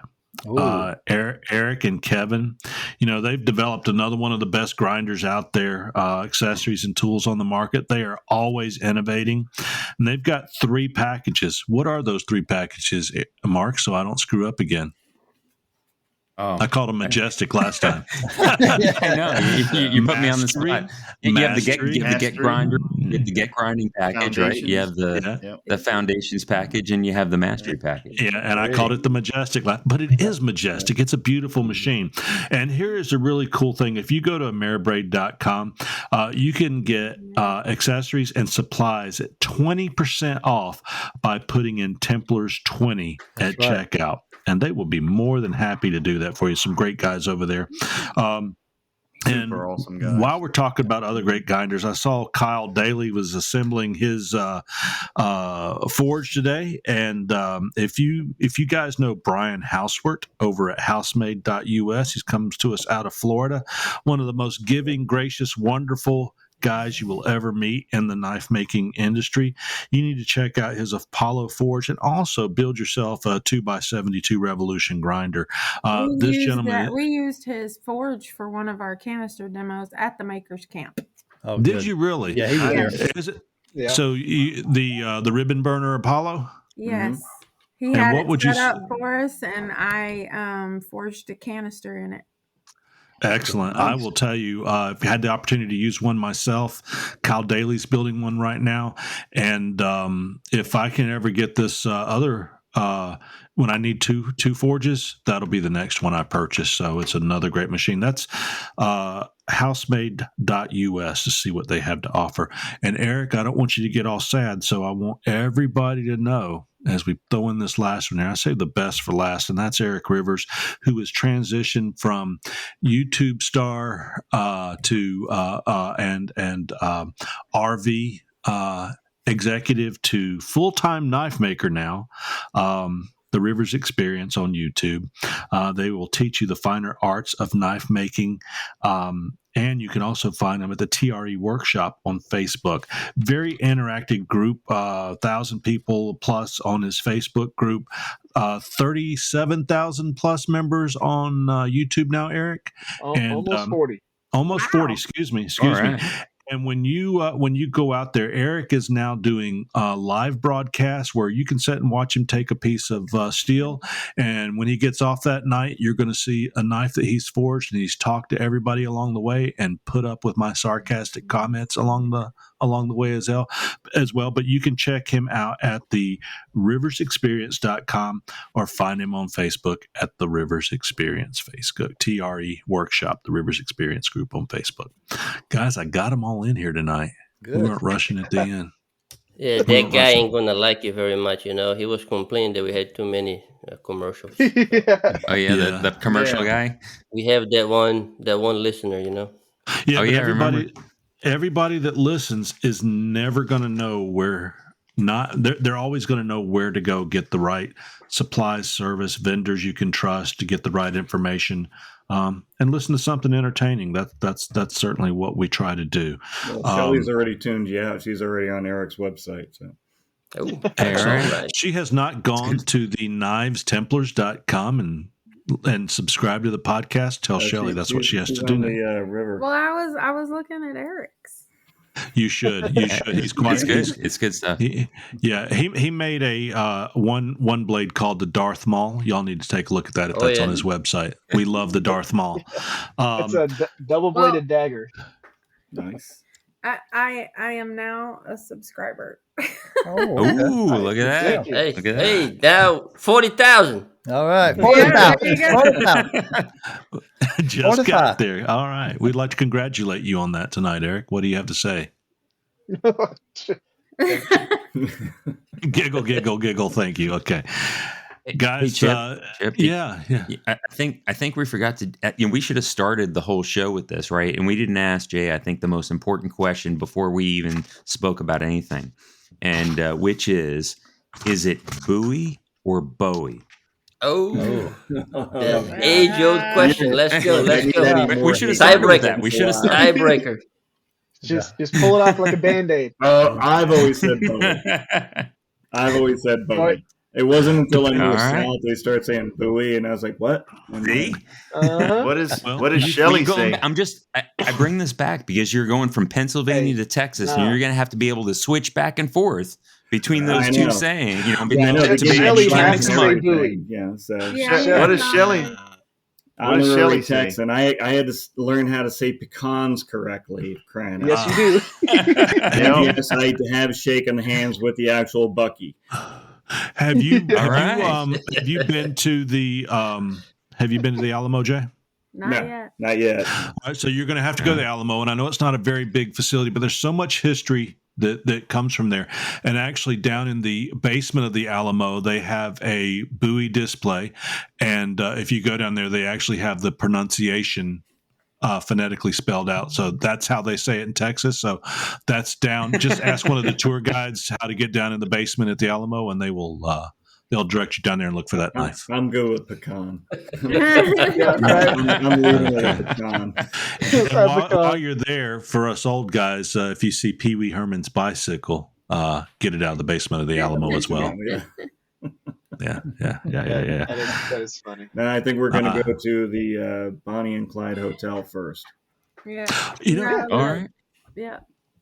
Yeah, I was in Palestine, Texas, and I was sitting on a corner, and I just thought to myself, this is about a month ago, I was sitting on a corner waiting for people to come out of a restaurant, and I was like, I wonder if Bonnie and Clyde ever went through this old town.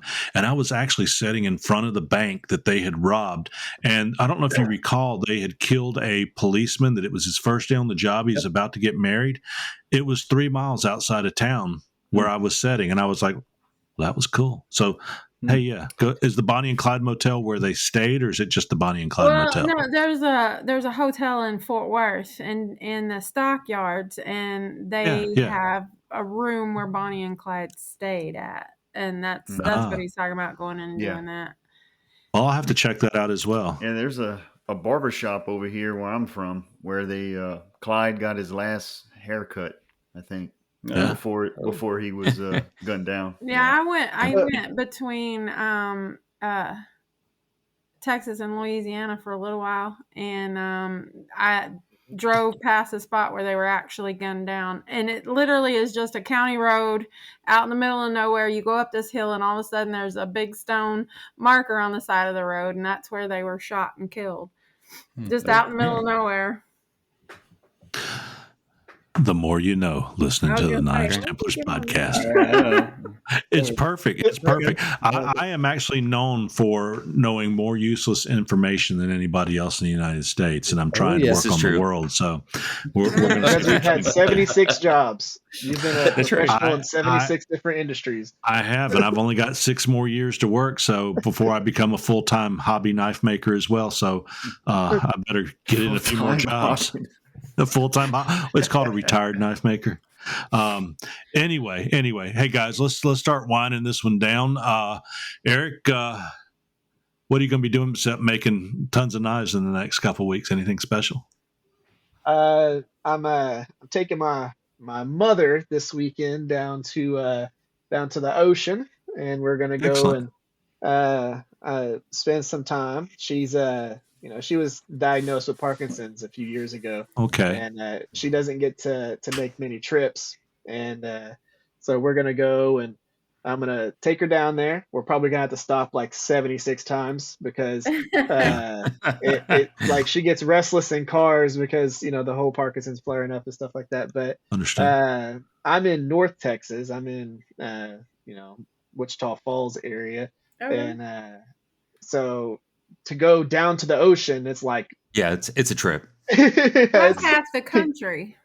Yes. Right. So we're gonna go do that this weekend, and then whenever I get back, I've gotta wrap up some stuff that some people have purchased, and gotta make a few sheaths, and then I've got a Arkansas toothpick that I'm forging for a giveaway knife. It's gonna be a D-guard, big old. It's basically gonna be a short sword, and I'm gonna be doing that for a giveaway for the channel, and so we'll have that, and then I've got a huge chunk of Damascus that is 3/4 of an inch thick by like 2 inches by 10 inches, and I've got a forge into a integral bolster chef's knife. So, and it's gonna be fun moving it, but quite busy. I'm excited to do it. Most excellent. Don? Well, we're gonna be working around the house here. I think I'm gonna have to tear my front of my truck out because I had some problems with my brakes today. Probably have to do a brake job. So I was going downtown today, man. I got out of my truck, man. That thing was smoking. And it's probably about time. It was about time. Well, I don't have it. It's a 2014 Dodge Ram, and I think you've got all you can get out of them rotors, baby. Well, there's 63,000 miles on it. Yeah, but I'm talking. Those are today's rotors, not. I think so. I think I'm gonna have to break it all down and work on that. Yeah, so, I don't even think you can get rotors turned anymore. I think you just go buy a new set of bottle caps and put on there. Just go buy a new set, man. Just go buy. Well, I hope that works well for you. VMAX, what you got going on? Well, hey, I don't have to say I'm still working on these 4 knives, right, for the last 10 podcasts, right? And so I'm going to take some pictures of these things, and then really I need to. I don't know if you remember, I made that last hidden tang file knife out of that Ferry's Rest just as a trial. It came out well, so I'm going to make one of those for my dad for Christmas. So I'm going to try to get that done. And then I need the electrician to get to my house so I can get that 220 in my garage. And I will buy my Christmas present heat treat oven. Ooh. There you go. Even heat, or are you going even heat? I think so, but I haven't written the check yet, so it's still up in the air. But I think even heat's what I'm going to go with. Well, get you the long one, or get you that vertical one if you're going to be dropping swords down in it. So. Not swords yet. Okay. All right. Well, don't ever have to buy any more than that. Joey, you going to start making some knives again? Yeah, I'm gonna finish up these Christmas orders I have. Yeah. But we'll be going visit some family in Texas. Yeah. So we'll be doing that, and I'll finish these orders up and finally get to working on the stuff I want to do. So there you go. There you go. It's always fun doing stuff we want to. Yep. Otis here. Yes. Looks like Make-A-Wish did real well with you tonight, getting Jay on here. How do you feel about that? Absolutely amazing. Make-A-Wish Foundation. Yeah. He's wishing his hair would grow back. It's our version of Make-A-Wish. So he said he uses your knife. I do have to say that Otis here and Shelly are the only people who don't have facial hair in this podcast. I know. I'm quite impressed, Mark. Yours has grown quite out. Well, there. Jay, I used to have like a 2-foot long beard, and it fell out a couple years ago. So I'm getting started on it again. So Make-A-Wish, you burn it back if you're foraging. Right.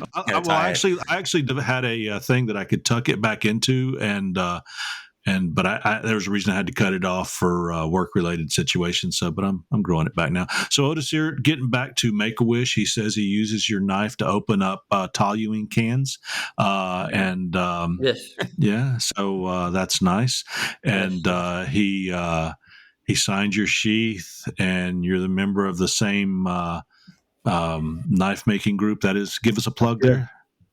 The Bill Moran Foundation. All right. Now, did you join the ABS yet?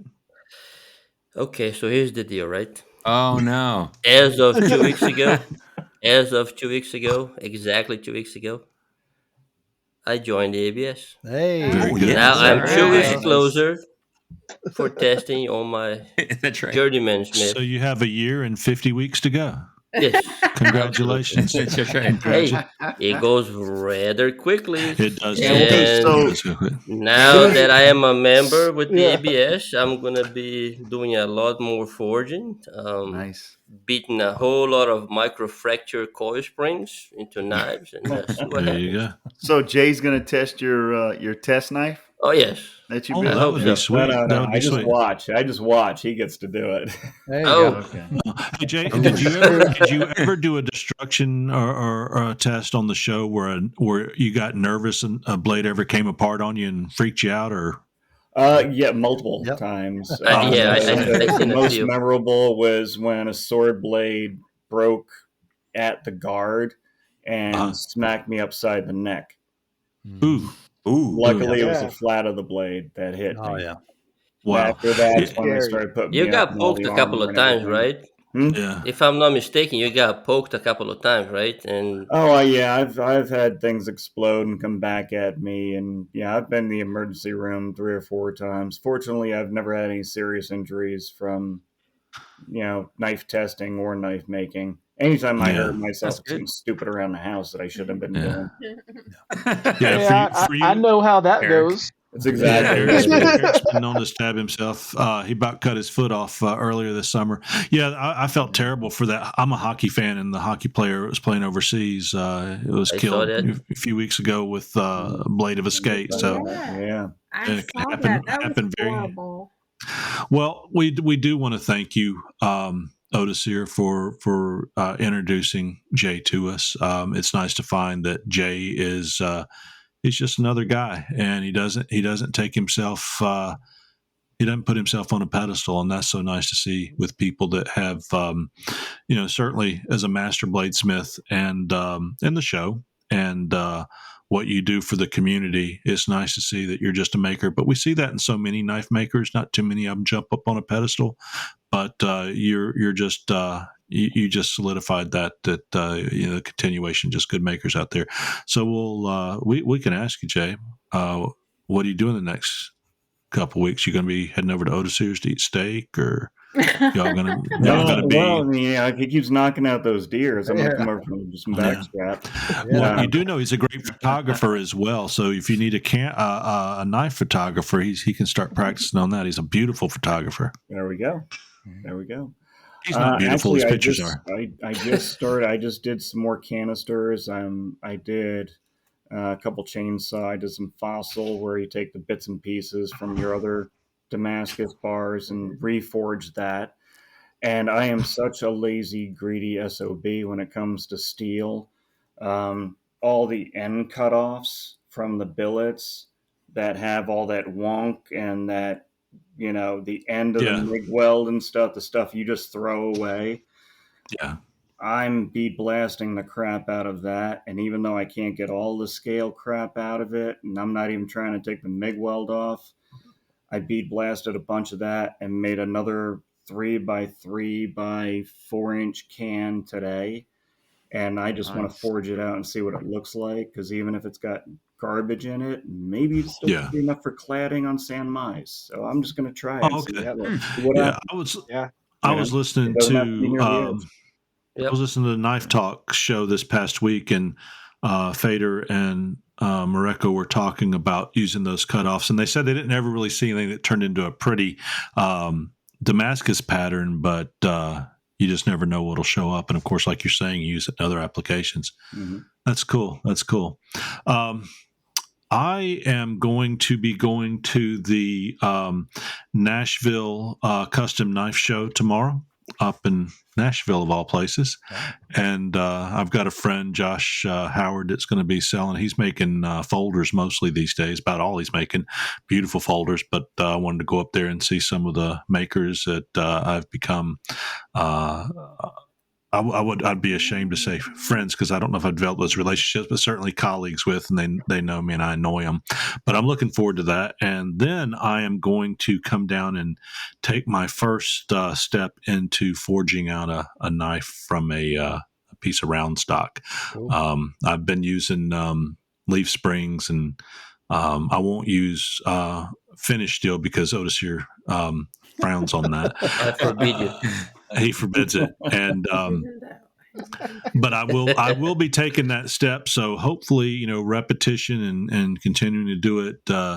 You'll either decide that's not what you should be doing, or you're going to get better at it. So that's my next step. I've got the next 14 days open. I'll be on vacation. So Shegman Knives is full-time knife maker for the next 14 days anyway. So I'm looking forward to that. So Jay, have you ever used pinto sauce? No, probably not. Nope. Well, Pinto will have to tell you about the old pinto sauce. That's what he forges with naked in the No. parks. No. That's what he quenches with. That's what he quenches my knives with. He quenches after he forges. For safety reasons, that'll be an after show conversation. We don't put that on here. But hey, I will say, guys, any questions, comments, product reviews, show and guest ideas, subscribe or email us at theknivestemplars@yahoo.com. You can DM us, on Facebook in the Knives Templars podcast group. You can visit us at knivestemplars.com to stay up to date.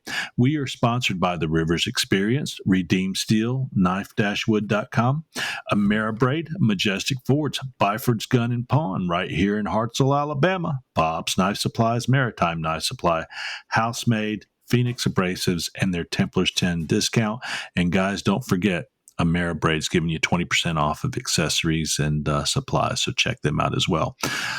With all that being said, I think that I need to tell you that we are available on iHeartRadio, Spotify, Apple Podcasts, Google Podcast, Anchor, Amazon, and CastBox.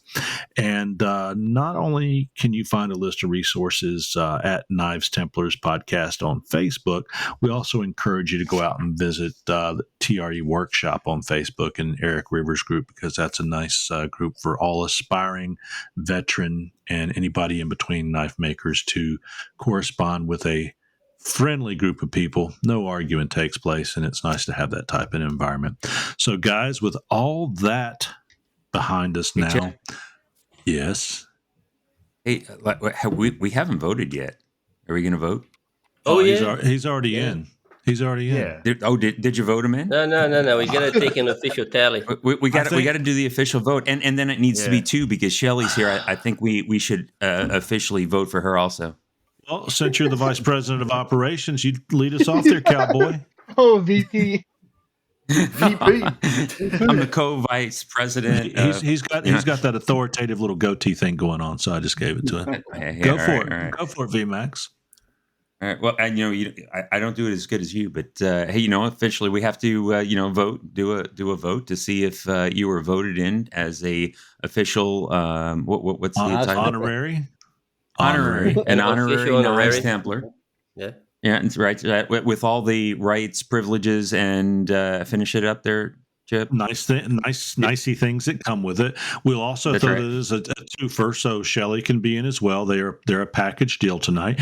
And the only thing that we'll go ahead and take the vote, and then I'll let you know if you get in, because we don't let all of the policies out of the bag until we know if you're in or not. So with that being said, Mark, since you were so eager, thumbs up, thumbs down. You have to say it. People can't see it.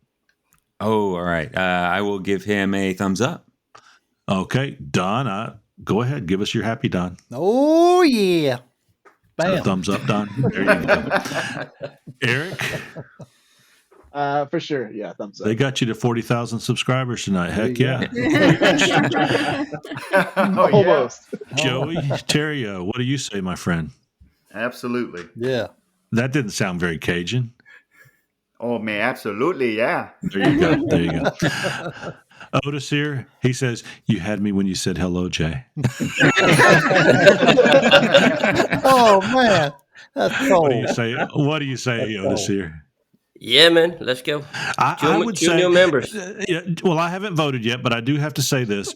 Oh, Everybody who's knows voting how. for Jason? Who got the proxy vote for Jason? Well, there's no worries with that tonight. We've already got almost a consensus. If I vote no, he's still in. So I mean, it's just a formality at this point. It's like he's got 212. What do you call those electoral votes? And there's nothing he can do to lose now. Or 264, or whatever the number is. Anyway, yeah, he's got 268. So there's no worries now. But what I was going to say is everybody knows that they think I have a bromance with Trolsky. And there's no thinking about it. You were chasing him down during the Blade Show. Kind of borderline. He was running from me at Blade Show 21. in the pit.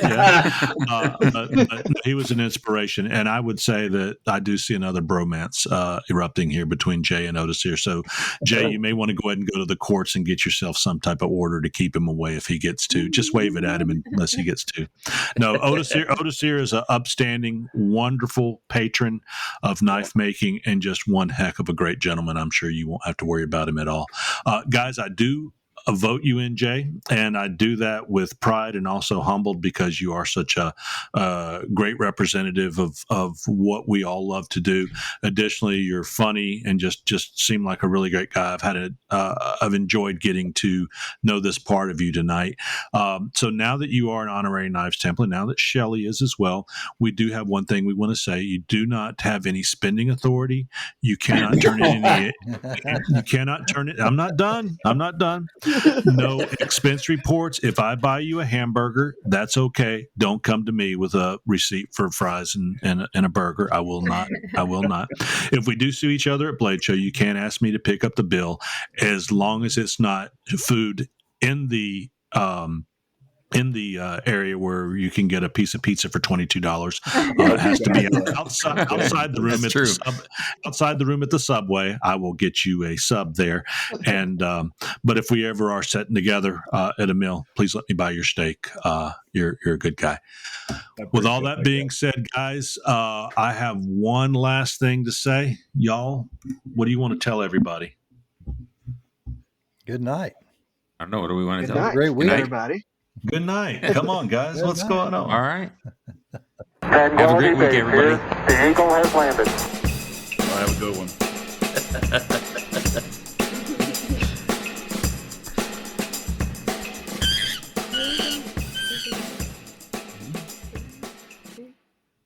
All right. The after show. We got a few more minutes here. There we go. We got a few more minutes here, and the train are coming. Yeah. I got a story about that and some other useless information here in a second if I don't forget. But I'll get those lead-ins and the ending tracks in on the show. This section is not going to be on the cast, right? Of course it is, but I do want to say the closing, the opening and closing. I'll just patch those in later, so it'll be more fluid. I got to figure out what's going on with this soundboard. Right. So Johnny Cash, Hear That Train A Coming. What's that song called? I hear the train a coming. Folsom Prison Blues. Folsom Prison Blues. There's a song called Crescent City Blues. Look it up on YouTube. Johnny Cash actually plagiarized that song, and I'm a big Johnny Cash fan. Oh, yeah. He plagiarized that song, Crescent City Blues, and they ended up having to, even way back then, they had to buy their way out of it in court. And nobody knows what Crescent City Blues is, and it's almost identical. It's identical tune, very similar words, except his is about prison and hers is about missing a guy. So there you go. More information. On the newest Suicide Squad movie, they used that song. Oh yeah, I love those movies. All right, guys, we're official after show, open mic night. Yeah. Go for it. Are you still hanging out with still chatting with Hank there, Chip? I got scammed. It wasn't Hank Williams. Hank Williams runs up and down. Hank Williams runs up and down Interstate 65. Yep. And between Nashville and down to South Alabama. And I had somebody pretending to be Hank Williams Jr. wanting a knife, and I figured it out a couple hours into it, but after I'd already gushed all over everything, it was a little embarrassing. And I'd already told these guys, I'm making a knife for Hank Williams Jr. And that a little embarrassing, but hey. Well, you know what? I'm such a person that I am so quick to laugh at myself. It really doesn't hurt, but it was a little embarrassing when I had to go back and go, yeah, I'm an idiot. Hey, we all done that. So I almost made a knife for somebody professing to be Hank Williams. That's There not you so go. bad. Hey, that's good. That's Close. good. I can't even say that. That's right. Yeah. That's awesome. Yeah. Hank Oh Williams. my All right. god. Oh my gosh. All right. If you guys don't talk, She's got the little. No, Where's it's the a- camera? There it is. Right. Oh man. Little Freddy Krueger meatball, and she keeps squeezing this freaking thing next to me. It's like She weirded me out. A She's little- doing all kinds a of little weird fidget faces toy. with it, and it's like a stress ball. Yeah. That's what it is. cool. Fidget So ball in my you do house. have Freddie. You have Freddy Krueger up on your shelf. You have the Freddy Krueger stress ball. Where's the Freddy Krueger glove you had? Yeah, it's right here. He's gonna show you. Is the Freddy Krueger the whole knife, the hand knife glove thing? Is that is cool?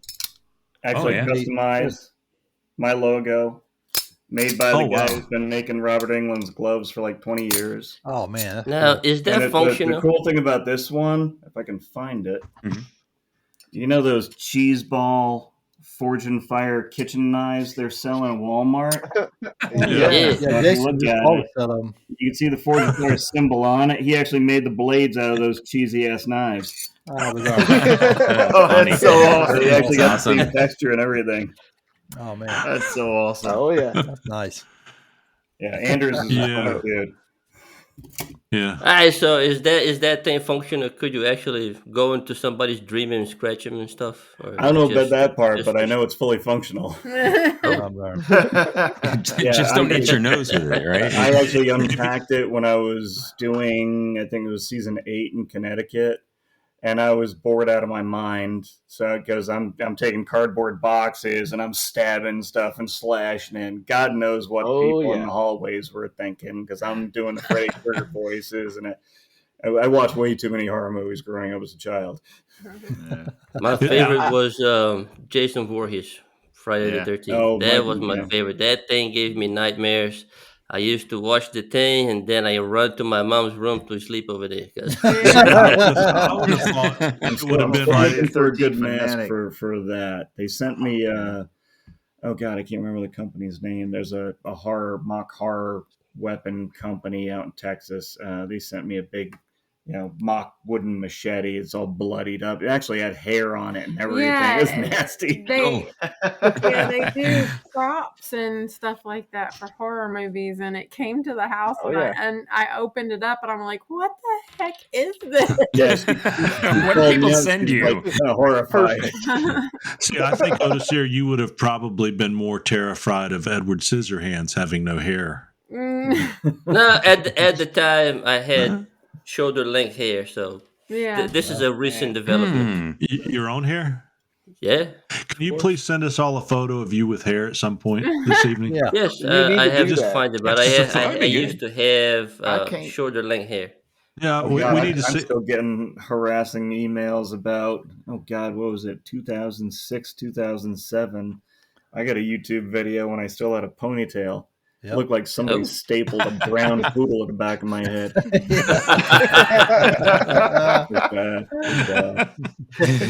looked that way people from do high that. school until then. I didn't realize. Speaking of hair, Eric, you look much better with hair. Yeah. Just I'm get some of growing that it- spraying. Get some of that spraying stuff for the back because you Yeah. need to keep your hair. You're not a bald guy. No, I'm growing it all back out. Whenever I first started my Oh, you're channel, gonna buy it to my pay? hair was like, That's me. my hair was all the way down to my shoulders, and I had a man bun and all that stuff. But I'm growing it all back out. You know, couldn't a have man long bun would hair be for my good for you job. right now. Those are not man buns, just so you know. They're just gay. Yeah, it's okay. It's okay because you know why? You know Don't why? associate man with it. I'm just saying. It is a lot better than a ponytail. Transition bun. I've had that I've had that thing, but yeah, my uncles they all have long hair, and they have their like tails all come down here. They got like 7 rubber bands in it, looking like a biker. And whenever they first saw me with my hair pulled up in the little top knot thing, they were like, "Okay, what is that? That's weird. You're not a girl." And I was like, "Listen here, all of y'all have ponytails, so y'all got to calm down, because if you're telling me that the bun on top is feminine, but the long tail down your back is not." And I'm like, it's the same thing, just different now spot we're on your going back head. to right ear, back ear, left ear. Yeah, You can say exactly. you can say all you want, Eric, but your family members were correct. All right, guys. It was easy. Well, don't y'all hang up, but I'm going to say good night. Good night. All right, Good sir. night. Brought to you by Porkhouse Productions. Oinky, oinky, oinky.